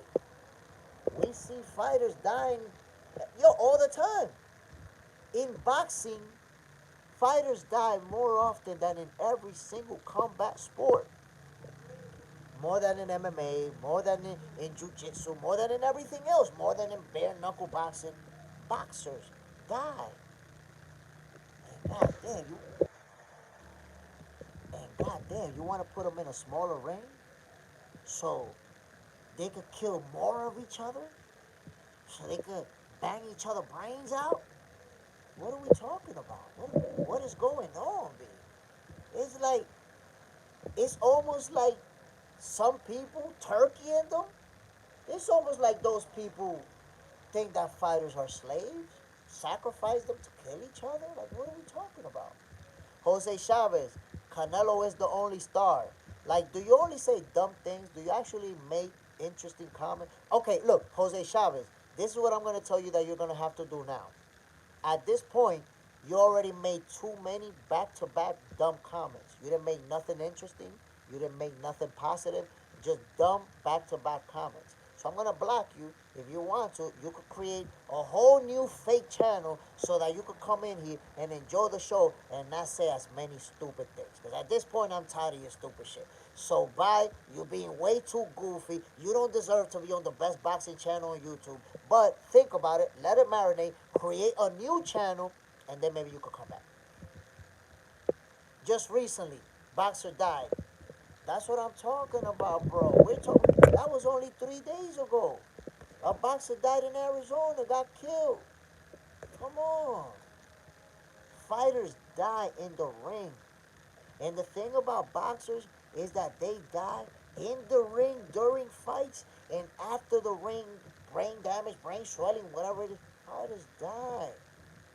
And you want to force them into a smaller ring to do rock'em sock'em robots to kill each other? What are we doing? What are we doing? This is not a circus show. Fighters are not animals. For you to say, yo, here, go rock'em sock'em robots and kill each other. What was it that Turkey said in the presser for Canelo and Crawford? I want to see blood and guts. I want to see them break their heads. What? You think that's animals that's fighting each other, bro? After that fight is over, they got to go back home to their family. You want them to go back home punch drunk in a wheelchair? How they going to take care of their kids? So, the stuff about the shrinking ring is just stupid. It's just stupid. Like, don't even entertain that conversation. And when anybody tells you that that's what's gonna happen, yo, give it to them. Cook them. Anybody who endorses a shrinking ring, cook their ass. I've been seeing Showbiz, the entertainer, talking about it. It looks like Showbiz, the entertainer's down with the shrinking ring, but he don't know shit about boxing. He never laced on a pair of gloves in his life. So yeah, he cool with a shrinking ring. But I box. I've been punched in the face. And I see people dying in the ring, dying after their fights. Of course, I'm not gonna endorse a shrinking ring. That's the stupidest idea I ever heard. And no fighter. Remember, I told you this, my peoples. People who've been in the ring, who tasted leather, who had a broken mouth, a broken nose, who broke mouths and nose, they never gonna endorse that bullshit of a shrinking ring. That's why you hear influencers and YouTubers, showbiz the entertainer. Hear entertainer. You hear people who entertain talking about that shit. You don't hear fighters saying that. You don't hear nobody backing that shit. So, as a boxing fan, I ask you, my peoples, don't back that shit. Don't support that shit. It's not gonna happen anyways. There's doctors, there's people that are gonna review and say, we can't do that. You want people to kill each other at a faster rate? That's never gonna be. It's never gonna be approved. For exhibitions, if they want to, they could do it, but not for sanctioned fights. But don't support that crap, my G. Don't support that crap, my people. Just because you hate Shakur doesn't mean you gotta support a shrinking ring. If you hate Shakur, try to find a fighter to beat him. Tell Tank Davis to stop ducking him. But don't endorse a fucking shrinking ring like boxing is a circus show with two animals that we trying to force them to kill each other. What's going on, B? God damn it. The humanity. There's no humanity anymore. We think fighters are animals. That must be it. Shit. My peoples, I'm about to get the hell out of here. God damn, this is say those are these. Yo, this show, this boxing for breakfast, lasted more than 3 hours. This is the longest one yet. I can't believe it. Um, People hate Shakur, but can't give you a valid reason why. They just don't like him. They just don't like him. My peoples, I'm about to end the show. I would have stayed with y'all longer, man. I'm gonna start working out on some details so that I can be with you guys longer. So boxing for breakfast can be an all morning show. I'm working on some things, my peoples. I'm telling you, we only on the way up. I'm gonna get the hell out of here. But before I do, a shout out, John Parham, Sergio Ramos, go get the money. Damon, 272, Mikey Banks, Dry Turkey, Stinger from above. Chris Fontaine, man. I didn't even see Chris Fontaine was in the building. I was talking all that shit, didn't even see my man come through. Shout out to my brother Chris Fontaine. Who else was in the building? The biggest Shakur Stevenson and Terence Crawford hater, Hash Bash. Shout out to you, my brother. Hating ass motherfucker, but you welcome in the building. And I love the fact that you come through to share your opinion, even though I don't disagree with you. Even though I hardly ever agree with your ass. Shout out to you for coming through anyways. JJ's and Dejas. That's my G right there. My peoples, y'all already know, man. Y'all already know what it is. Tomorrow, tune in for another episode of Boxing for Breakfast. We're going to be talking boxing. We're going to be predicting. We're going to be debating. We're going to be trash talking, going back and forth, just doing what we do, my peoples. Enjoying the best boxing show in the morning. I'm Jay Smith. This is Boxing for Breakfast. Peace, love, salute. Bam. I'm out of here, my peoples. I appreciate y'all.